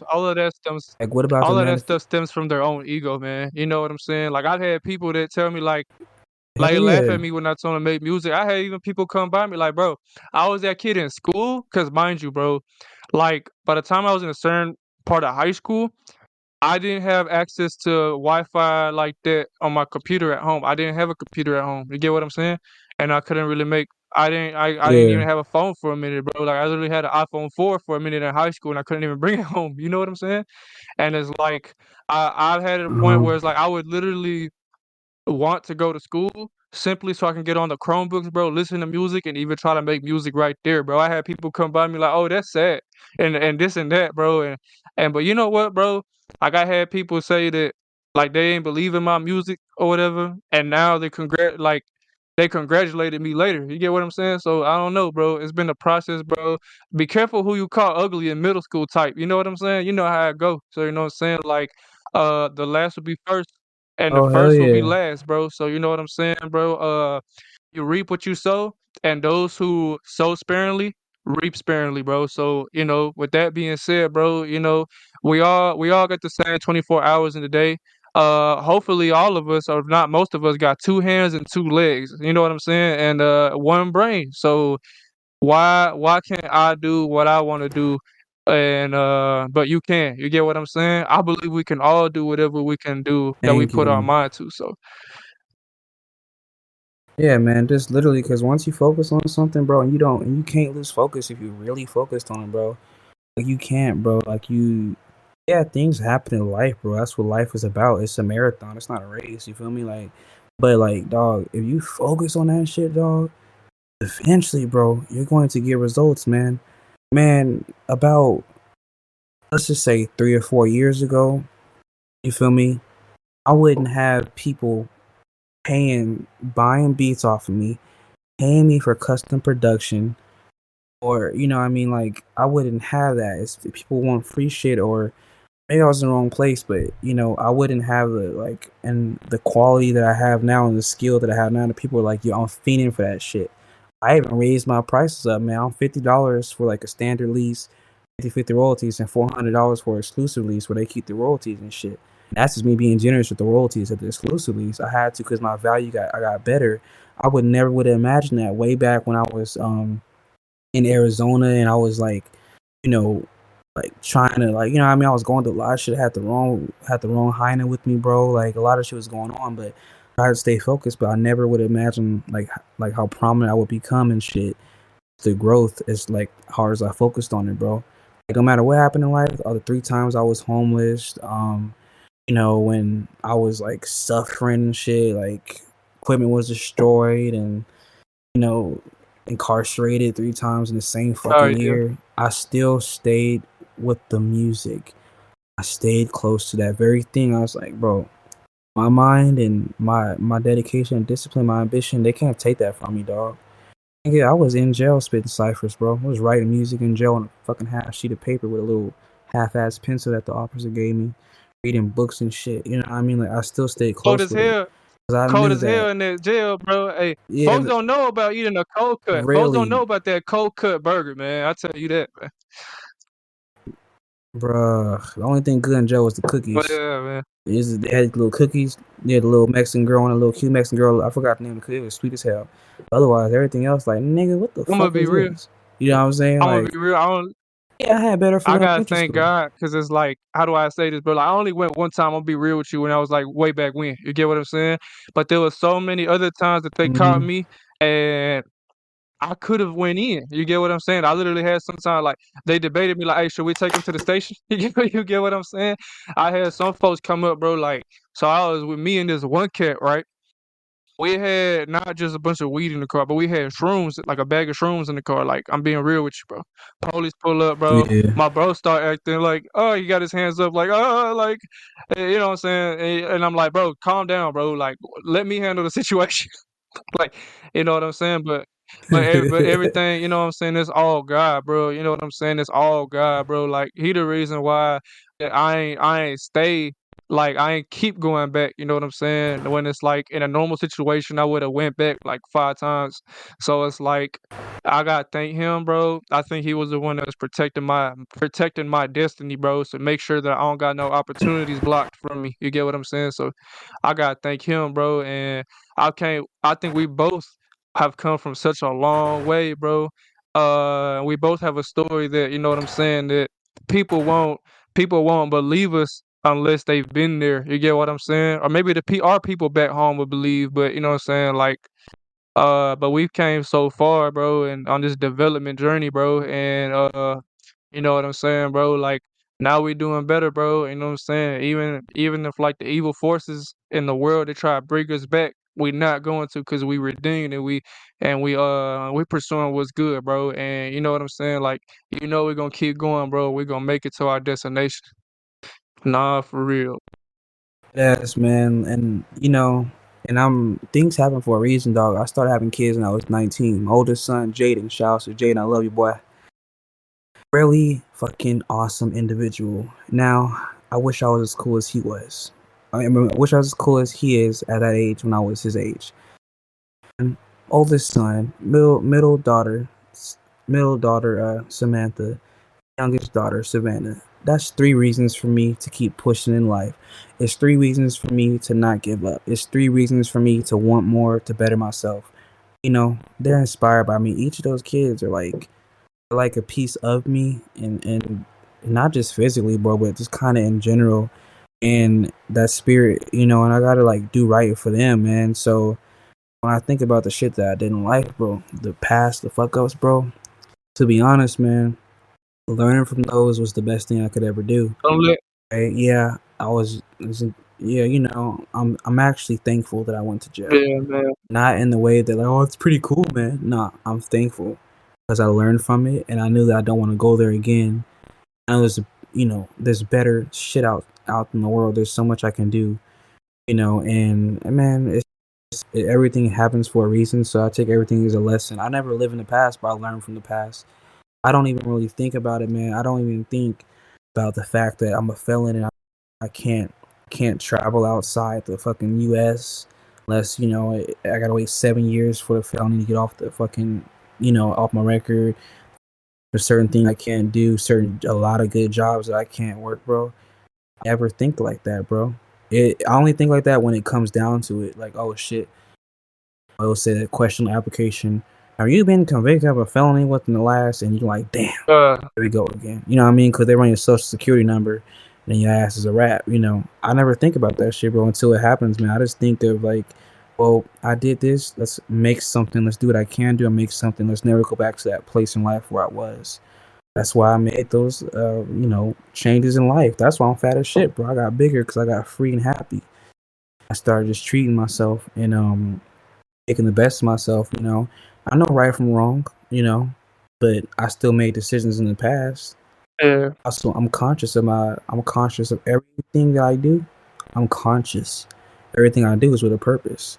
So I'm not gonna be doing I'm not selling drugs. I'm not doing anything, bro. That was way before. I'm not fucking. I'm not with the wrong people. I barely go. I don't go clubbing, bro. I go to bars, nigga. I'm networking and I don't shit. even like being You in know what I'm saying, public. bro? Yeah, man. I like being in public, bro. And it's just like I'm networking, nigga. Like, nigga, I'm finna get some business cards too. I got a little QR code in the back of my phone. My brand, Universal Peace, the logo. Making opportunities, bro. It's always opportunities out there. You just gotta really be. I met a nigga. Shouts to Bomb Wings. Homie's name is Ross. He make wings outside of ETs like every weekend. So shouts to ETs for making it happen. I met him. I just saw him in the store the other day. We talked, chopped it up. He's always supporting me on Instagram. I bought wings off of him. They're fire. It's a black owned business, dog. That's right. I'm supported, dog. The firest wings I ever had, man. Just being out there in public and just, of course I'm gonna eat the wings, nigga. You know me, bro. But like meeting him as a person and his entrepreneurship, and I was like, I wouldn't even mind freaking promoting that, working with him with the wings, bro. Like, you know what I mean? I can only get that type of love by being out in public and pushing myself. Instead of just like chilling or just going shit to waste time, have fun, and get drunk. You know what I mean? Like, shit, man. If we being real, like, I might for regret saying this, but the night I saw him, I also saw some titties. I met a couple females. It was New Year's Eve. It was really into me. I got some numbers. One of them was an artist, but it was a random female. She showed me her titties and everything. It was all types of crazy shit going on that night. I was just enjoying the vibe. I was like, well, shit, it's California love, I guess. You know what I'm saying? Just chilling, bro. And yeah, I just met people networking. I met Craz. shout outs to Kim. I met her. She was like she's trying to be a CEO. Her line of work, I think it's analytics or something like that. I forgot. She said analysis, something like that. Some dope shit. Met her, had a bomb conversation with her. We like be back and forth to Instagram. She's dope. She saw the music and stuff and everything, and just a nice individual. I be meeting people, bro, from like all walks of life and shit. And it's this weird power I got that I could tell if a person's full of shit or they're driven or not. You know what That's I'm that saying? street Like, knowledge, man. That's just what you you get. can, That's what you get when you. yeah, you know what I'm saying? Exactly. Yeah, I gained a lot of that. I'm thankful for that tool.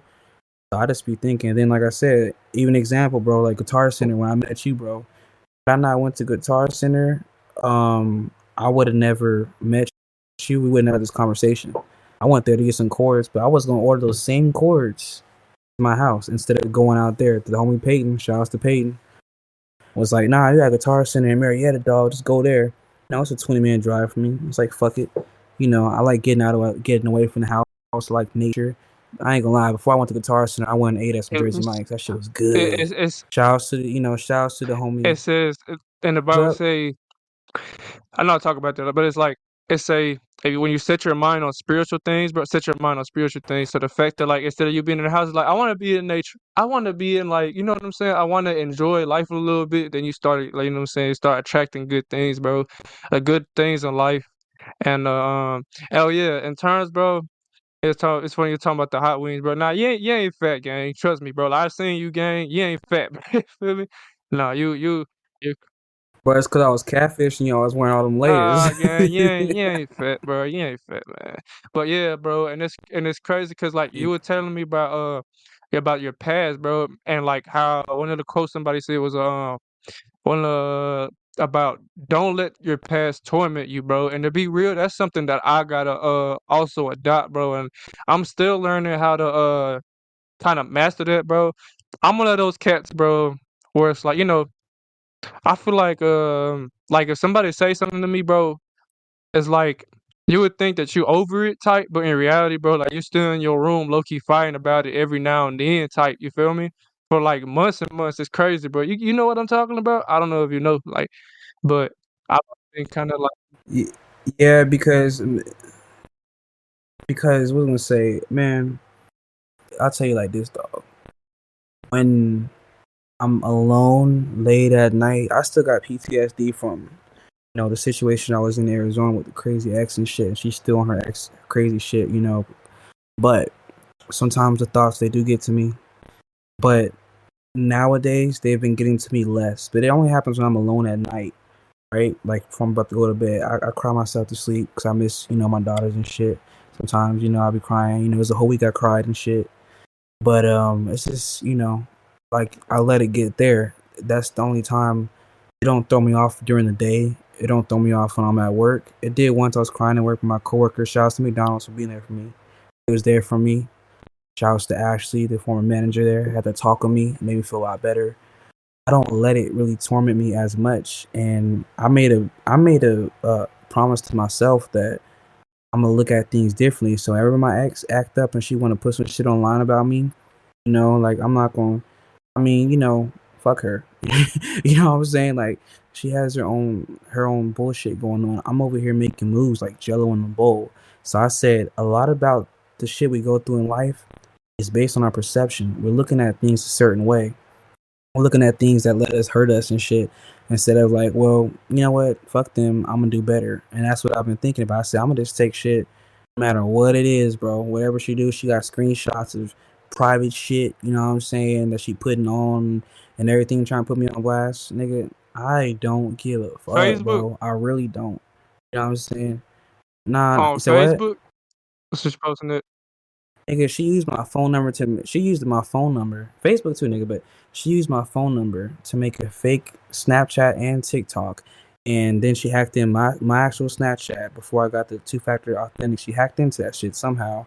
Screenshot a lot of private conversations, posted on my story, posted on her fake accounts, like 3 account story, all that shit. And I got a restraining order on her again, but apparently I got called the courts. They can't do nothing about it because it wasn't physical. Just doing that extra shit, bro. These are private conversations, man. These are conversations. Hey, I got conversations of me talking to the plug and shot. So they over here like, why are you screenshot my shit? I got a conversation of me talking to shorties and shit, nigga. All types of fucking pictures and shit. Some of them I look good in. I ain't gonna lie, nigga. Like I be looking fresh in some damn, some draws and shit. But like, it's like private shit that shouldn't be out there and shit, trying to defame my character. But I thought to myself, if a person is spending that much time making someone's into, not making, Demons can trying to make operate someone's through life people, hell, bro. like, Like, cause that's normal. Like, so what? demons can operate through people. Cause I've had people that just so focused on like there's 7 billion people in the world, and all of a sudden I'm so important. Like I'm so me of all people. I'm just this topic, bro. That is just like Like, why me? Why am I so important? You get what I'm saying? And it's like, does that make sense? Yeah, man. I'm just like, yeah, bro. It's little. Okay, first of all, it's funny you say 7 billion. I always say there's 8 billion people in the world, but I always say that. Like, I always just say there's like, why would I worry about this one person when there's like there's 8 billion people in the world, so I don't give a fuck about what one person, But what 7 billion, 8 billion, nigga, 200 billion, however many, there are so many people out there who will show you love and nurture and care about you, respect you, idolize you, be inspired by you. Why would you worry about one person that's trying to defame your character? That's how I start to look at things nowadays. I was like, man, I don't got revenge for her. Like if I do say her name in the verse, that's just me being an artist. But I don't want to get back even with her because she already lost the battle by making a fool of herself. I'm making moves and she focused on me when she could be making moves and shit. Nigga, you know what I'm saying, bro? I got it good, bro. I'm talented. Nigga, I'm halfway handsome. Nah, nigga, I'm fucking fire as fuck. I'm handsome as shit. I'm funny as shit. I got mad riz. I You know don't what I get girls the mean? way you Like, do, I'm a gang. I'm gonna be poet. real. Bro, bro, it's just be yourself, bro, and just have mad riz, man. They like that shit, and just be just dope, be yourself and shit, man. Be real, like they like. I think a real woman will like a real man. I keep it Exactly. real, bro. Like I said, once you add that, when you're a funny nigga like me, and you got a talent, you get all the girls. They'll like that shit. They love that shit. They don't like. I can treat a woman right. I can treat them real Hey, good. You know what I'm I got saying? I'm what's it not. called, man? I got real respect for you, bro. Like mad respect for you for being a real. I don't mean to cut you off. My bad, bro. I know you're speaking, but I just wanted to say, bro, like I got mad respect for you for being a real father that care for his kids, bro. You know what I'm saying? Like mad respect to you, bro. I salute you, bro. Props, bro. Thank you, fam. My kids are my everything, bro. Like that's why I don't care what no one says. That's why I'm telling you, I don't care about no one as long as they're looking up to me and they're like, "Yo, I love my daddy. He's so nice and daddy is so cool. I want to be like daddy or I want to see how daddy did that and everything." That's what I want. I don't care about what people say, what they do.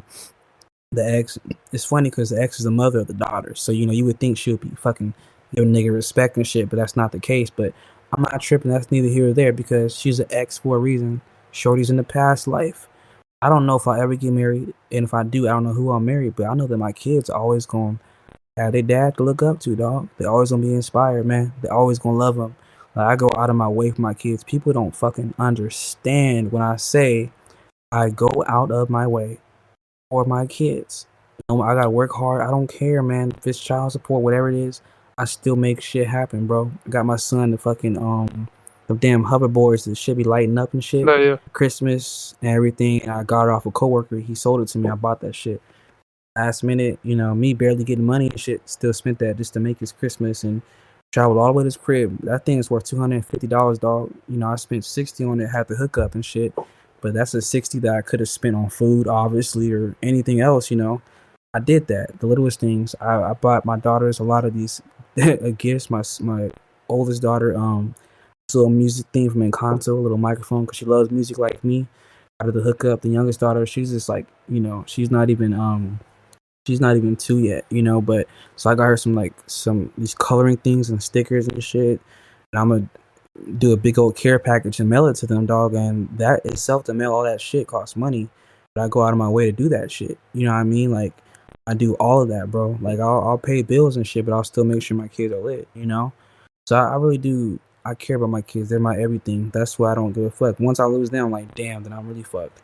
Otherwise, like I'm not gonna lose them, bro. And that's what matters, man. So if I gotta starve, if I gotta miss out on certain things and shit, certain luxuries, so my kids can have them, then I will. And I'm not tripping about that either. That's real. That's why I don't give a fuck about me being It's a single. real man, You know what I'm bro. saying? I'd rather be a super. Hell yeah, I'd rather be a super daddy.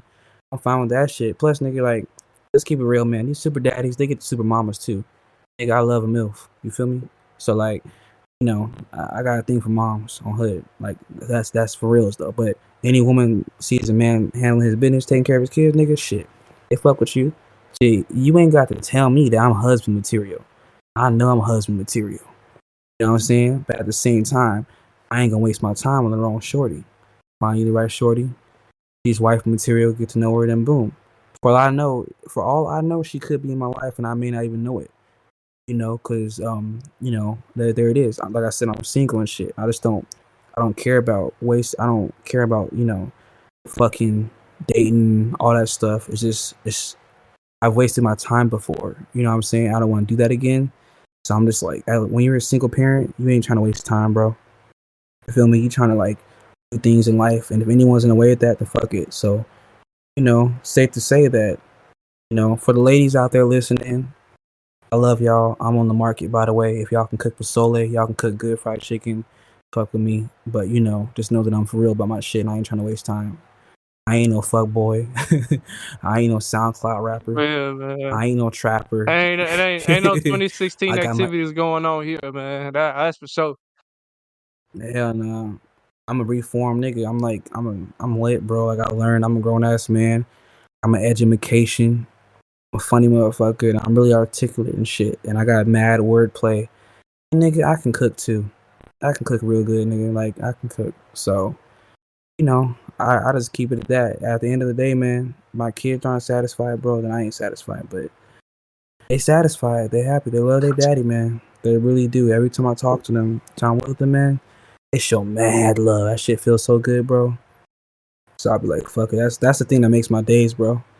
So yeah, you couldn't blame me for crying over my daughters because of the situation for a whole Hey, week not too long ago. Because I love them. any real man, bro, care about his kids, bro. Them words to live by, bro. And if your kids watching this, bro, or you know what I'm saying, like they read up on the podcast or whatnot, bro. I hope they uh they see what you got to say about him, all the good things that you say about him, bro. I really respect that, bro. You know what I'm saying? Any real man would respect that, bro. You know what I'm saying? And you know what I'm saying?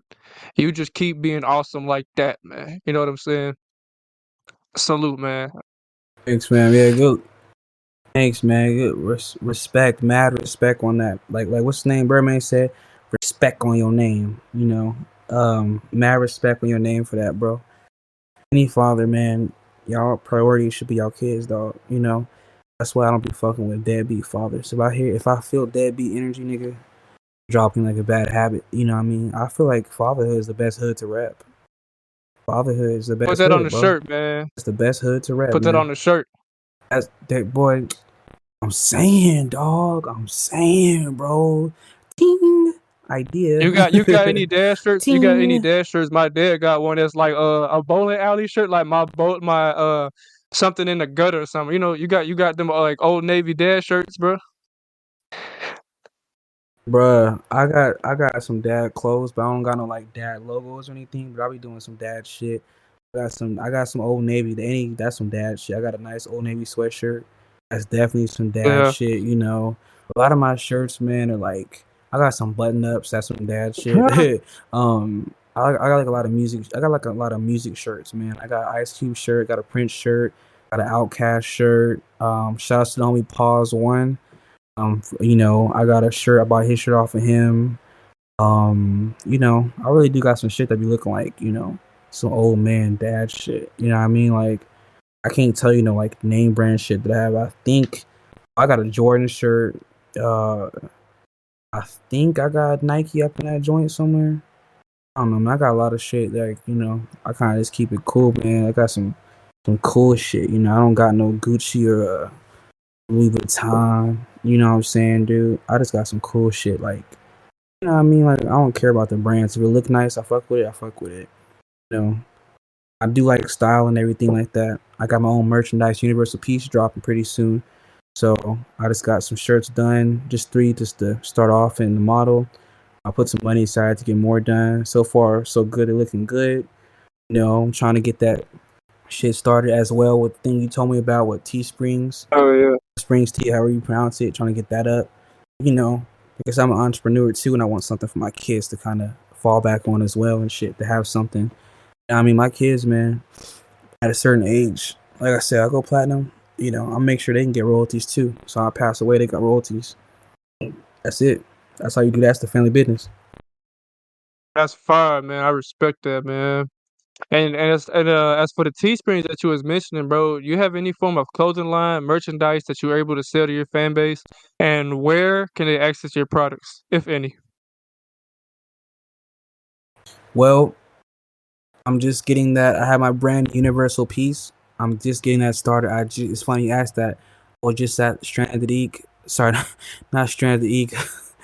Damn, look, bro. Stranded Ink is a tattoo shop in fucking Yuma, Arizona. So I was just at this out here in Temecula off of Commerce Center. I was at this place called Slap. Sorry, it's called Slap Ink Custom. It's custom shirt. Shout outs to Ethan Page, who got me onto them that work there. They be coming to my job, McDonald's and everything. I just got some shirts done. I posted on my Instagram, Karatz Beats, KARATZBEATZ. I posted it. I mean, modeling them. That's the brand right there. It's called Universal Peace. That's what I believe in, and that's what's gonna be on a lot of people's shirts. So I'm making money moves to invest in that, and I'm gonna have an online store open pretty soon. So honestly, people out there who want the shit, really want to invest in me and believe in Universal Peace and love the logo. You know what I'm saying? Slide in the DMs, Instagram, ask me about it, bro. Because when that link becomes available, you better believe that I'm making that shit pop. We're gonna do this shit. I'm gonna have an online store so people, like niggas in Paris can get my shit and get it shipped to them. Then I'm investing to get shit around my neighborhood and area that I can drive to you or just get some done and shipped to you. You know what I'm saying? So Universal Peace, y'all. Be on the lookout for that merch. I want everybody to be dripping out of it. It's a pretty ill logo. Shout out to the homie Darius Talley for getting that together in their logo so I can own it. Shout outs to Katie Dobbins of Arizona for making me for getting that shit trademarked for for a good while. So yeah, man, that's Universal Peace is the brand, dog. That's the shit I want to be y'all be rocking. Have you ever performed live? And if so, where and how was that experience for you? A lot of places, man. My first time was 2013, and it was actually out here in California, but it was like way before. And then no, it's actually 2014 maybe. But then mostly in Arizona. Shout outs to Monica Maverick from the Maverick Bar. She was kind of like my virginity in Arizona. That's the first place I performed, and she always made it. She made a good spot for MCs out there to come perform at her bar, Maverick Bar in Yuma. Then I performed at other places. Shout outs to Driz D. She had a cannabis event I performed at. That was the last time I performed, and it was in Arizona as well. Had this whole big old venue set up. I love performing. My favorite performer is Michael Jackson, so I do like pelvic thrusts on stage and shit and extra shit. I like to get wild and perform. I like to rap to the crowd. I like to walk out into the crowd and talk to them. If it's rapping a song about a shorty or something like that, I like to look at a shorty in the crowd and rap to her and everything like that. I like to perform alongside people. I've been told I'm a dope ass hype man and shit. People have been like, "Yo, man, I got a set. Can you hype my set?" After I just got done doing my set, and I love performing so much. I feel like I really can cater to my audience, and I really do. Because I'm a whole show, man. And it's always fun. Anytime anyone says, "Yo, I want you to perform," we got this slot open. Like I'm greenlighting that shit. That's how I feel about it. Nowadays, yeah, I would love to hustle and get paid for it. But honestly, I do it because I love it. But I want to get paid for it because I got children, I got bills. But I love performing. Arizona, like I said, Monica Maverick, she really made open a lot of doors for a lot of MCs out there. Met a lot of people, musicians that eventually ended up working with, collabing with. Shout out to Benny Tesla. He bought me an exclusive of me way back in the day that he has a song called My Raps on the Chicano Tapes Volume 2. I sampled this one Mexican song and made it into a Tupac type beat. And then he did his thing on it. So I met him at a performance. My first time performing in Arizona. I love performing, dog. If I could, man, I would love to tour. I love venues. I mean, I did open mics before, but the hella bars. I did these big old venues with a lot of people. The cannabis event was like probably my favorite. A rap battle live on stage, and I won got a free quarter of some dank because I won that battle. That was the best quarter of my life, dog. You know what I'm saying? Just to say I earned that. Just imagine that was money. You know what I'm saying? Think about that. So I love performing, man. I'm like the class clown type of dude, but I'm catchy with it. So hell yes, I love performing. This year, I'm trying to lose weight so I can move around on stage more. So and get my cardio up. So I want to perform more. That's the goal this year. Perform more. Now out here in Cali. travel to perform. That's why brother working on an EP and his sophomore album and shit. There's a project me, Suttles, and Terrence are gonna be working on. Shout out to Subtle, he's here with the show. We're working on something. They're from Kentucky, Colorado, so we're gonna work together a project that's more shit for me to perform. So yeah, man, performance is like I have to think about hip hop and how it started in the park, how it started with the turntables and the microphone and the b boys, the MC master ceremony. That's the true heart of performing and shit. You gotta have performance art. You know what I'm saying? Like you gotta make an art of it. When you perform in front of people, you give a chance to give people your real you. I think the best advice to anyone performing is have fun out there, be yourself, carry your energy, and make live in the room. Don't just say the words to your song. That's just karaoke night. Perform, bro. Perform your heart out because you love it. You know what I'm saying? Rehearsal is mandatory, nigga. I'll say that, man. But yeah, man, I love that shit, man. That's how I feel about performing. Man, you gotta put me on, bro. I'd love to do a show sometime, bro. You know what I'm saying? I'd say that. I ain't never performed live yet. And I don't think I'd hop on the interview just yet until maybe I do perform. Maybe I do, maybe I don't. But one of my goals is to perform, get some photos taken, get some pictures taken, you know what I'm saying? And do that and go that route, man. And where do you see yourself going in your career, say maybe a year from now, from today? Uh man, a year from now, dude, I'm collabing along the likes of MC8. Hopefully Too Short, you know what I'm saying?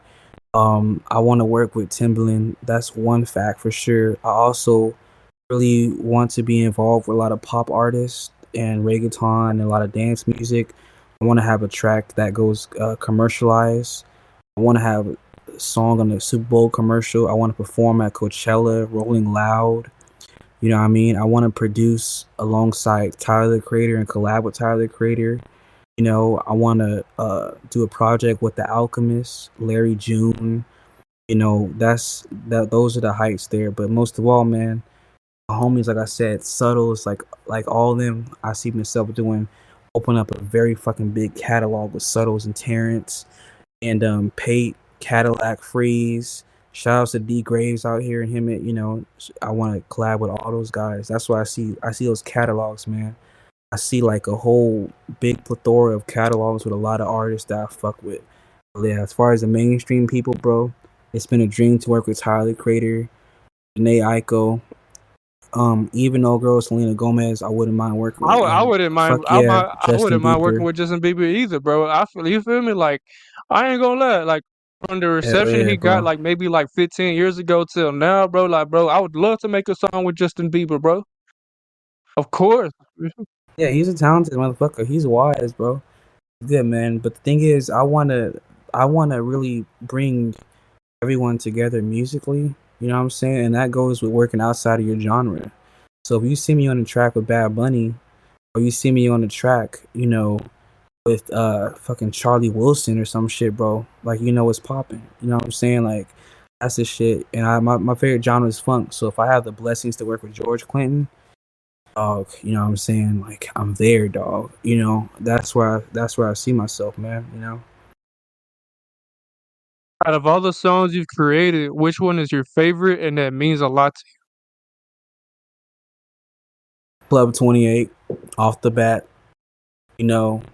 I made Club 28 shortly after I turned 28 years old because 28 was like turning a new leaf for me.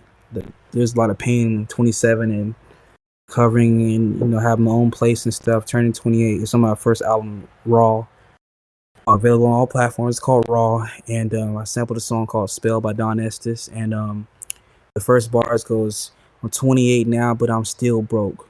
But things gonna change. That's a real bro. Still catching up on these bills though. This syndicate got me moving real slow. I'm sick of all the problems and the stress. So I often isolate and find a cess. This PTSD got me in my head. So now I go to therapy instead. Face to face sitting right across. Club 28. It's kinda far. Maybe that's the reason I'm feeling old. And now I'm bugging out over chain smoke. So funny story, going through all that shit that I was going through. I was able to vent it, and I wrote that shit. I wrote that song while I was taking a shit, dog. I ain't gonna lie, but I was going through a lot, and I was able to vent it. And the making of that song, from getting that sample to the drums and the changing the fucking octaves in the second verse to throw them for a loop and stuff, and then changing the flow and kind of just like composition of it. Club 28, I got a lot of good feedback from that. And shout out to Auburn J, who's always stressing he loved that song, Club 28. Like, it just meant a lot to make that. It was just, this song was like, hey, a new leaf is turning over. I'm 28 now, so things are going to change. I feel a little better. Something's going to happen this year. And a lot did happen at the age of 28 that I'm proud of. That kind of like defined me. You know what I mean? One of them being moving over here, okay, back home to California. I was 28 when I moved out here, and turned 29 out here, but 28 was a big move over here, being enrolled in school. I started Full Sail University at November of 2000 and what's it called, 2022. That was a big leaf turned over for me. I was 28 years old and shit. Got the call, hey, you've been accepted, and there's a video of me crying because I was accepted. Something I love to do, and Club 28, man. I like songs that put a lot of meaning behind it, and that was Club 28, dog. Even out of all the hits that I made that people love, from I Don't Give a Fuck to all of this shit, and Club 28 has got to be my favorite one that I loved, So yeah, no matter what nobody says, Club 28 all day. Wow, man. Wow, that's pretty incredible, man. That's some pretty heavy stuff, man. That's pretty heavy, man. I ain't gonna lie to you, bro. Yeah, yeah. Music is one thing, but when you make it off of experiences and you really live through that shit you talking about, dog, and it means something, it hits differently, dog. It resonates differently with you, sonically and like spiritually, bro. Like, listen to that shit, like, damn, like I could never make another Club 28 because of the vital point in my life that I made it during. Like it couldn't, bro. Like I couldn't, like I could never make another Club 20. It hits so perfectly, man. Like listening to the lyrics, the beat, obviously, man, and the whole vibe of it. And I don't know, man. I feel like like I said, I produced the whole album, bro. So, and to have fun and get creative and be in my element and have something meaningful behind it. And Club 28, man, So, shit, bro. I'm just excited about that song. You got any other like unusual or hidden talents that you may possess that may help you in your career? Um, this podcast is rated. How do I keep this clean? Oh Nah, I'm boy, playing. Nah, but dog. Yo, man. Um, writing and acting and directing, directing. mostly towards the Okay. acting and directing, but directing and acting and learning sequence of things and like scenes and shit. I'm big on movies, but my acting, I did a shout out to Corey Bricks. I played a crackhead called Peanut in this movie called Beat the Case, a short film on YouTube. It's on my bio and Instagram. But that was so fun, bro. From when they did my makeup and I really brought that character to life. This acting, bro. I want to act in projects. I I wanna want I to wanna act, man. perform I Like wanna perform in some small time films, bro. And what's it called, bro? I don't know. It's funny that you mentioned small films, bro, cause and how you were an actor, bro. Cause I don't know if you know about this site called IMDb. I could talk about it with you afterwards, bro. And basically this site, oh, I know about yeah, IMDb. man. But Yeah, I know about there's something called IMDb. IMDb Pro, and a lot of cats don't know about this, bro. And you can get at least registered as an actor, and you can have you can gain your credits, and supposedly it's even supposed to help you get you verified, bro. Matter of fact, on some certain That's platforms. that's fire, bro. Yeah, I really do want because I mean I do have a hell of a personality and I do have like a Like when I was acting and shit, the fact that he gave me a script. Shout out to Corey Bricks. He did give me a script, and I brought it to life and added my. It was just fun acting, bro. Like being a different character, because who I am as a person. It's the same thing with music. It's the same thing with characters, man. I'll be joking around. I always love doing impersonations. I have my favorite actors and actresses. I'm really into movies. I like storylines. I like scenes. You know what I mean? Like I feel like we're so we're so entangled in being ourselves our whole lives and shit that we don't get to be like something we want. Like maybe I want to be like Michael Jackson, so I'm gonna fucking pelvic thrust and do that shit. I'm gonna be a character. You know what I'm saying? Like you want to just act like you want to be something, bro. Like be your true self, but you always want to go out those. You're curious about what it's like to be something else if you weren't you. Like, damn, what if Kris wasn't Kris? Like, what if I was like, a fucking pilot? What if I was a superhero? What if I was a fucking super cop or some shit? You know what I mean? What if Beverly Hills Cops was, Inland Empire cop and I was the Eddie Murphy ass nigga? That's Like, funny. what if I could, yeah, like I think about shit like that and I'm like, bro, I see it. I see these movies. I'm like, damn, I could do some acting. I really want to. A short film would open a lot of doors, but I haven't got any roles since then. And I was way back in 2019, but I would love to audition and be a part of something, bro. I would love to have that, man. You know what I mean? Like, my kids would love that shit too. They would really be like, my dad's the actor. He's the guy that plays, you know what I mean? Like, they would love that shit and they would think it's cool. Another thing I'll be down to do is voice acting for like cartoons Oh and shit. man, well, I got a I would role. love to Well, do I that got a shit. spot for you, bro. We'll talk about it. We'll talk about it Yeah. after this interview, bro. But trust me, bro. There's some cool stuff I got for you.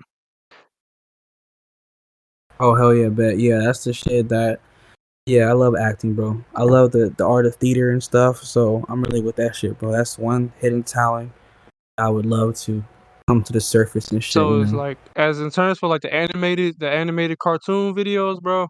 So me and this me and this very renowned producer, you might have heard of him, Big M. I don't know if you heard of him, but he me and bro me and him, we worked on this. We're working on this animated series called Every Minute Madness, and we currently have one episode out right now. But we are looking to expand, and we kind of need voice actors and stuff like that. But um, you know what I'm saying. I'm sure that'll be a good role too. Also explain to me about how the internet has influenced your work and you as an artist compared to, like, say if it was the 80s and everything was more traditional, and how that's helped you in this current era of technology. And social media is free marketing, dog. It's literally free marketing, dude. It's get your word out there without having to go to corner store and sell your mixtapes or whatever, or do it the old school, man. You have a choice to like make your own image and make things funky, make things dope. First, make the art, make the music, then how you relay it to your audience, how you reach out to people and shit. You that it made it so much easier, man. That's how I use it, bro. And then like when you go on and let's just say you scrolling, bro. At the time, the way the algorithm's set up, you be scrolling past shit that you're a part of or interested in. When I see other musicians doing this or whatever, or I see something, or I think it's cool, and like I'm gonna like try to emulate that or like slide in their DMs. But yeah, it's funny, man. We should definitely collab on the track, and we should do something like you did here. And then I see like shit like reels. I get inspired to make sounds that people do in those reels, man. Like for instance, this is pastor called Bishop something, and I took his he did like a little sermon about God setting up a structure, and I took the acapella from the Instagram video, and I made some like melodic guitar shit with a vox in the background, and I made it real about it's my Instagram too, about my kids and stuff and how I do shit for them and how I try to inspire them and everything, how they mean the most to me. And I just the internet gives me a lot of ideas, bro. It's just like it's one thing to go to a record store and get your vinyls, bro, but like the internet gives me a lot of ideas, and there's always some fucking viral funny ass video that I gotta sample, I gotta do something about. On top of that, it gives me mad wordplay.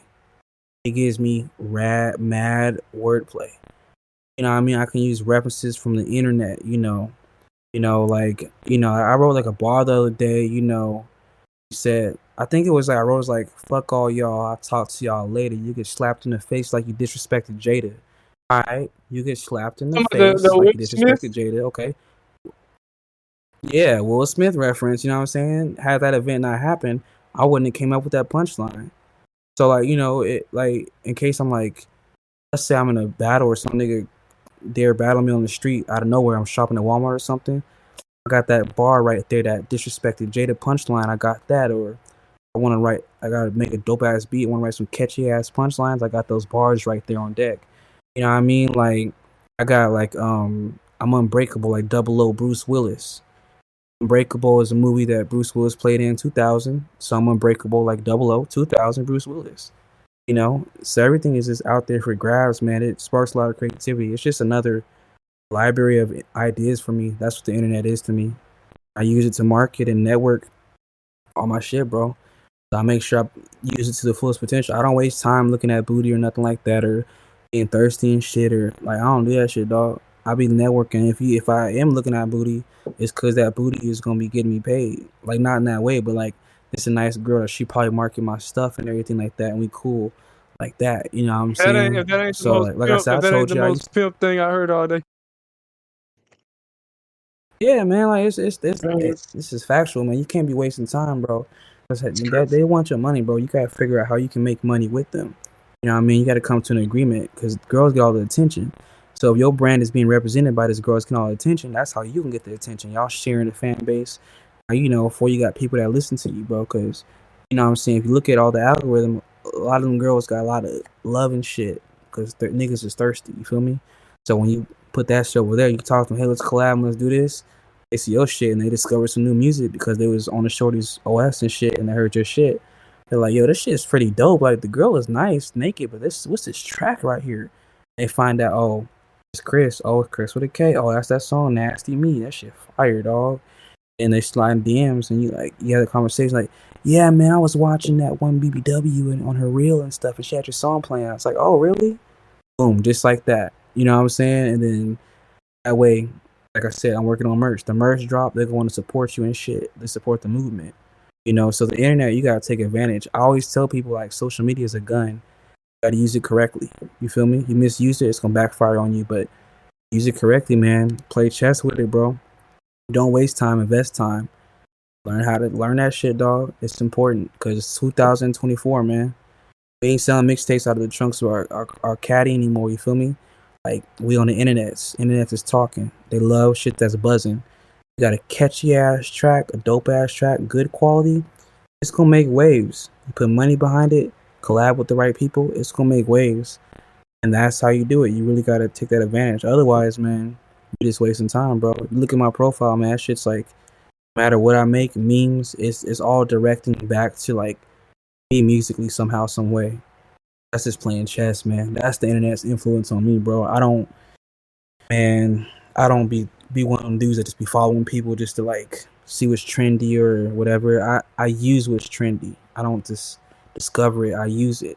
Have the time listen to podcasts. Shout outs to Ebro in the morning. Shout outs to Charlemagne.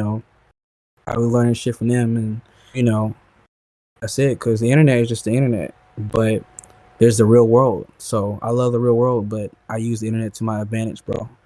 You can learn a lot if you're really researching. You feel me? Yeah. So that's how I feel. Yeah, that's the internet's right And there, it's boy. crazy how you talking about all that because it's like when I look at it, bro, like, okay, it's 2024, right? If we ain't in the future, bro, because 2014 was 10 years ago. You get what I'm saying? So imagine just how, and stuff was like, I'd say stuff was low key advanced back then. So, like, you feel me? We had a whole, we had a whole era that started like the year prior. So it's like, imagine just how much more complex and like how, how out of proportion it is now. You get what I'm saying? And and Wait, and it's funny how you say that. What was I gonna say? Kind of forgot. But we was talking about damn, damn, I forgot. I ain't gonna lie, nigga, randomly. Well, since you forgot, I'm gonna give you a little something. Zaytoven Beach just hit me bro. up. He sent me a link to join his private. Hell yeah, send me a link to join his private. His private. He said I check out your page. Look like you're putting in work. You should hop in my private networking group. Here's a link to join. I may have sent to a lot of other people, but I mean, I showed up on this fucking radar, so fuck it, you know. Zaytoven is that guy. So okay, that's what's up. Zaytoven, that guy. I hear you charge 5K for Yeah, beats, bro. You feel me? That's serious inquiry, bro. You know what I'm saying? For serious artists. And not only that, bro, but it's also like I remember what I was gonna say now, bro. It snap got it in my head now. I was talking about how this ain't the old days no more, bro. Of getting your stuff out, getting CDs and stuff out the trunk no more, bro. And it's crazy how you were talking about how like them rap battles and stuff. I'm like, man, these new cats so lucky. They don't know how easy they have it for real. Cause man, like back when I was growing up, like you know how I said that you had to get tested as a rapper, as an artist, if you wanted to be what you wanted to be. You had to see what you were made of. hell yeah. Man, kidding me, bro. I'm supposed to know how to be in that situation, bro. It's like, okay, bro, like I've lost my first rap battle. My first one, I lost in front of everybody at my school type, right? Second one, they're like, if you lose this one, you can't rap no more. You get what I'm saying? Your whole career on the line. You Bingo. win that joint. You know what I'm saying? And you get what I'm saying, bro? Like, you know how it is. But these new cats don't know how lucky they have it, bro. These new cats can get in this music and just start a whole nother identity, bro. And just I don't know, bro. The game all kind of messed up now, but hey, to each to his own, you know what I'm saying? All power to the players, bro. So I don't know. But yeah, bro. And it's crazy how you say that I, Zayto and Hitch. I tell you, Tell me more, gang. I tell you one thing.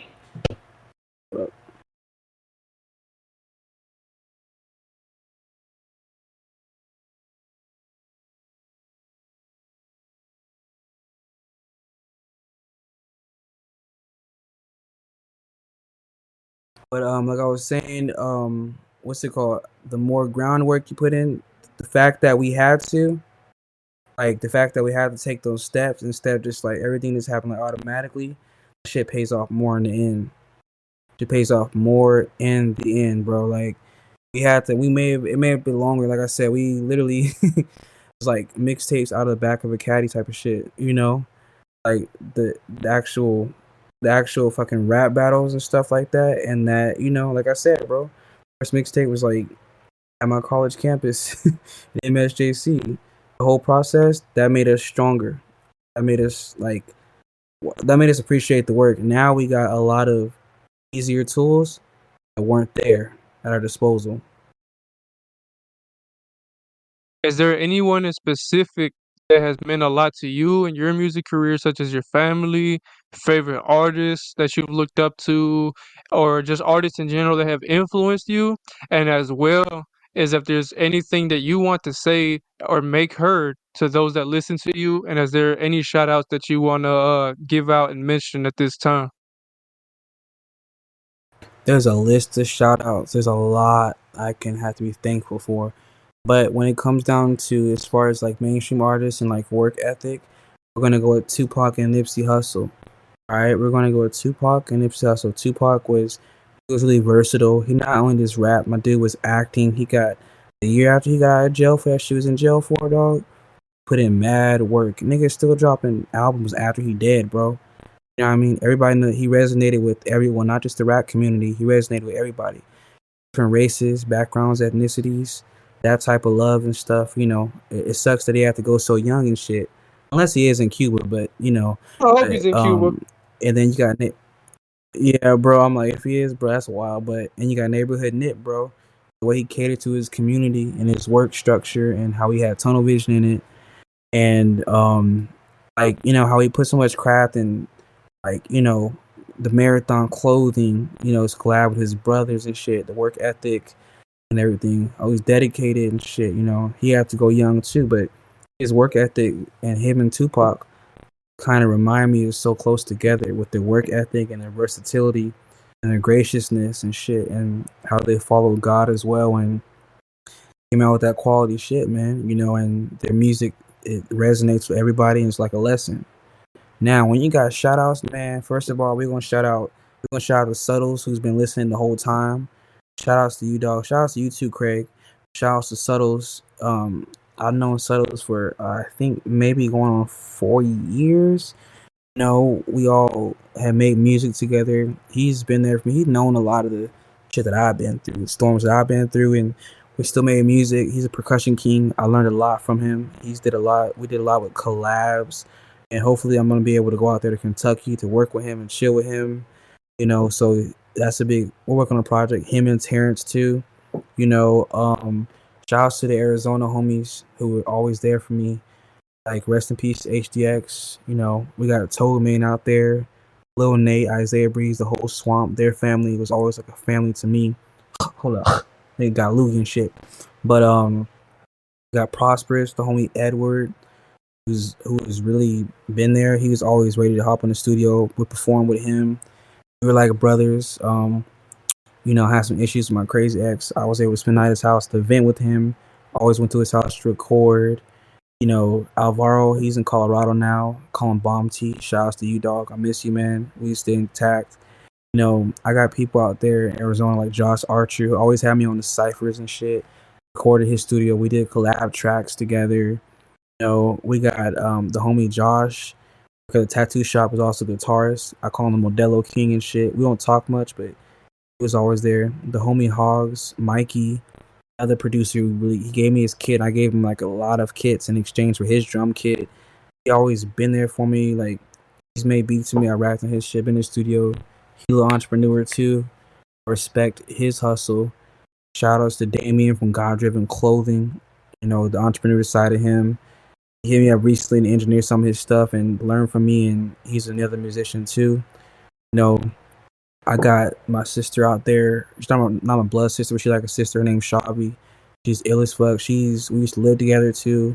Thanks to me, I got her to find the love of her life, Everardo Cunhado. So they always been supporting me, always respecting me, have my back. I want to shout outs to someone I like. You know what I'm saying? I'm not gonna say that I'm in love with her or anything, but she's dope and always has been. We used to be back in the thing. Her name is Mitzi. We called her Cherry. I hope she's doing good. But we had a thing, and she always was supportive. She was cool. It's just lit. It's a nice beam. Shout outs to Avani from Crescent Lotus Stickers. She was as dope as fuck. We were literally just talking today. She got me on game a lot with this T-shirt, stickers, all the customs. Shout outs to Chris Smith. It was fuck with these sampling on the beats and shit. We had a beat battle. Steve from Blue Bug Records, the record store, my favorite record store to this day. Met him back when he was selling his vinyl records. I got that fucking rock show and shit. And I got one album that's called Porno, because that's what they call me and shit. Shout outs to my boss from Taco Bell, Julio. Just got the phone the other day. He's a funny dude. He really, I was homeless, and he was, for him to hire me and stuff, and he was like a big part of the recovery. Shout outs to Peggy, I used to live with. She's a novelist. She's very smart. I miss her. I really do. She's just dope as fuck. There's like a lot of homies. Rest in peace to HDX and Olivia, my guardian angels up there. We not gonna forget my family. Like my mom who just is literally outside my door right now, who just called me. But without them, a lot of the positivity and the shit wouldn't be here right now without them, to be honest with you. That support. My cousin Tori, she how you got that one cousin that's like close, like you the homie cousin Yeah. shit. She like the main, that's the cousin. She the You got main the two one. cousins. You got that one cousin that's fire, and then you got that other cousin that tell on you type. You get what I'm saying? Yeah, she the fire cousin. I was able to talk to her about everything, and whether it's confession, whatever, get her advice and everything. And you know what I mean? Like we grew up together, just as dope as fuck. I love my brother Kevin. They call him Hey, Quizzy you or said your Quentin. brother. You I said love your you, brother man. Kevin, like your real life brother. That's Yeah, my that's my brother Kevin. That's his that's my name, but they real call life him brother Quentin. too. My brother named Kevin too. Nigga, that's wild, bro. That's wild, dog. Yeah, Kevin is such a I brother. love you, Kevin is bro. I such a hope you brother keep your name, head. bro. That's crazy. Thank you, right? Everybody got a homie brother named Kevin, man. Shout outs to the Texas homies, Auburn J, really talented musician. We collabed, and he actually purchased his exclusive beats off of me as well. So he helps me stay afloat. He just had his baby. I love that energy. A homie Solo rocks. They live together too. He's another Texas artist. I encourage him to go to Full Sail. He took my advice. He's starting Full Sail soon, and he's always the nigga be like hook me up plugins. He'd give me some gems. Shout outs to Peyton Smith. You know, shout out to Kenny Summers from Texas too, and Lena Aquafina, but Peyton Smith from out here that I told you about earlier. Mad with the gyms I've invested in before, and it's been good. We're actually gonna be collabing on something for the homie D Graves. Shout out to D Graves. Shout out to Cadillac Freeze for really being original with his music. And this Cadillac Freeze is an icon, bro. He's like mixing funk and rap. I learned a lot from him. Just he's always a supporter and shit. You know what I mean? Like I really fuck with that dude. Like shout outs to like everyone that's kind of has been a part of this journey. My coworkers, my boss, Robin, old boss, Ashley. Yo, Ashley's the one that had to talk to me when I was going through shit. I was crying at work. Love that shit. She's dope as fuck. Coworkers, Mateo, aka Matt Lamb out here. We did that track Yo Quiero together. We go back since like I was like probably like I was in a sophomore in high school and shit. The beautiful boys would be hanging out and shit. Shout outs to Ross from Bomb Wings, doing this thing out here, being an entrepreneur with the black owned business and the fire ass wings and shit. You know, Monica Maverick for hosting the shows at the fucking Maverick Bar in Yuma.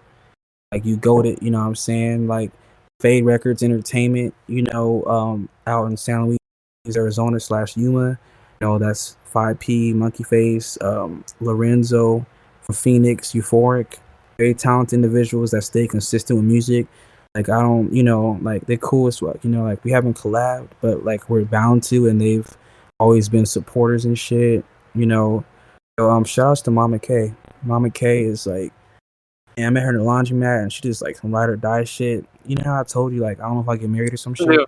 Nigga, if I do, it'd probably be her. You know what I'm saying? Like shout outs to her and the respect on that. Shout outs to a lot of the family. Like I love my mom and dad to the fullest. Love them. Sometimes like 'cause they old school. Sometimes I feel like they be like in that shit where you like we live in the same reality, but they just love you. They love me. They not as understanding, but they don't have to be. They show so much love and stuff. Respect them. I love them. My dad's he's actually my hero. I look up to my dad a lot. This is me at 29 years old. Bro, So his life is successful. I look, love bro, them. Yeah, dog. Like with my sister Angel. So no, what? I was about to say, bro, my bad. I didn't mean to interrupt you, bro, but I was gonna say, like, one thing I do want to add real quick, bro, is that it don't matter, like, with our parents, especially from the type of cultures that we come from, bro, and it don't matter, like, the world may see you as grown, but when you with your mama gonna always see you as little too. You know what I'm saying? So that's just the thing, bro. Like, I always love your mom, bro. I love my mom too. I love my mom, and my dad to the fullest, bro. For me, we all got. Oh yeah, man. You can definitely learn like a lot from a mother's nurturing care, and that's why she may not her son's growing up, but she may not see it like that, and I love her and I respect her for that. She's always been there, like thick and thin shit, all the type of shit. I can learn a lot from my parents, to be honest, and shit. They're a little different with their ways and shit.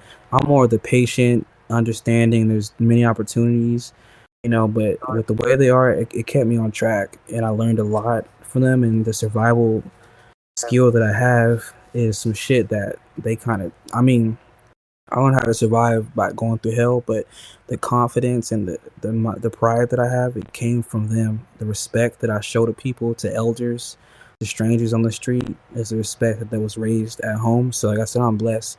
Fun fact, dog, I'm adopted. You know what I mean? So they adopted me. I'm so fucking thankful, man. I'm so thankful that they did. Respect. They made that decision. Was like, hell yeah. It's like, I'm gonna pick that little light skinned kid right there with the afro. Boom. I love it. You know what I mean? Like, that's that. My sister Angel, love her to death.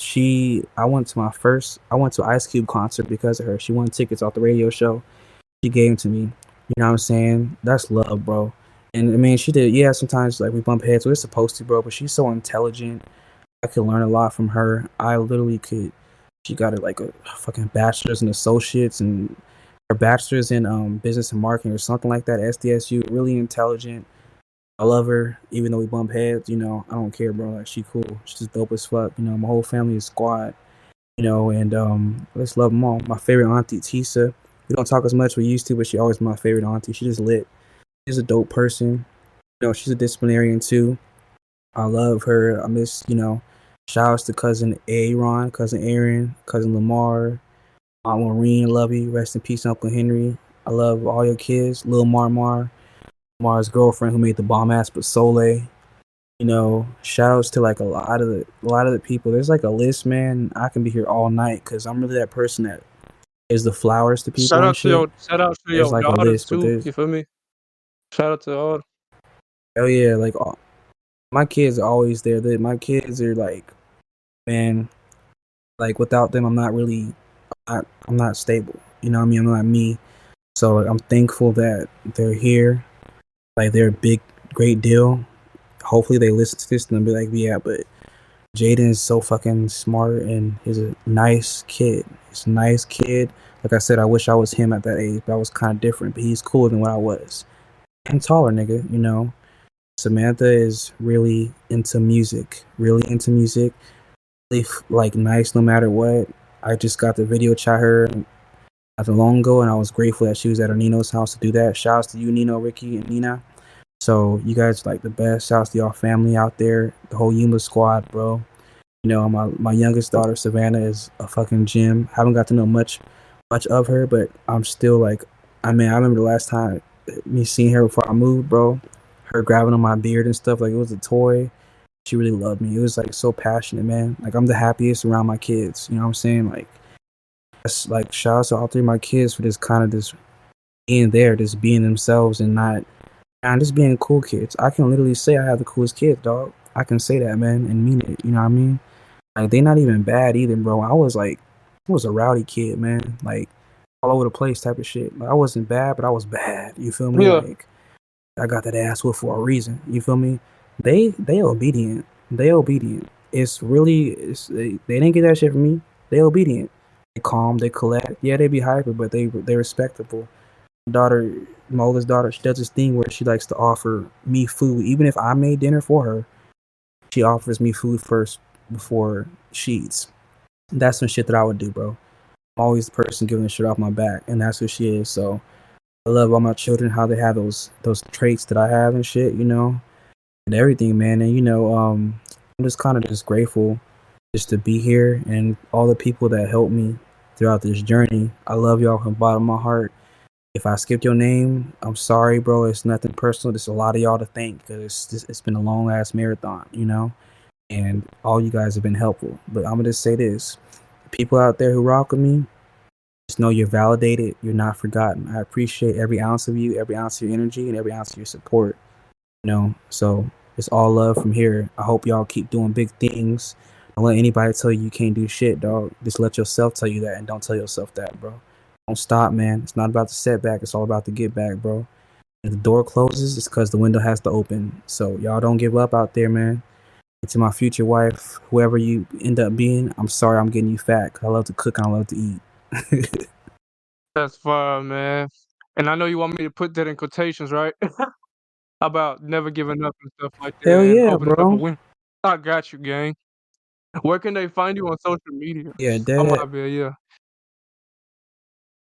Oh yeah, well I mean I got like my Karatz beats at everything, y'all. It's at KARATZBEATZ. Once again, it's KARATZBEATZ. That's on Instagram. It's on motherfucking TikTok, Twitter, aka X and shit. You know, that's on YouTube and shit. You know, Facebook is Kris Karatz, you know, but that's where y'all can find me. Y'all can just slide in the DMs and then y'all got other shit I want to link me up with. I want to give me your phone number. Cool and you cool. I'm down with that shit, man. But you gonna find me there. Karatz Beats. KARATZBEATZ. All right, man. As for everybody, thank you for your time at the Craze Box Anchor. We hope to see you again. My name is H Boy the Man. We appreciate you and all the support from all our viewers worldwide. For additional information about the Craze Box, please check the description box below. Thank you and have a good day. Blessings. Thank you for having me on, King. Mad respect, bro. I needed this, bro. It's love.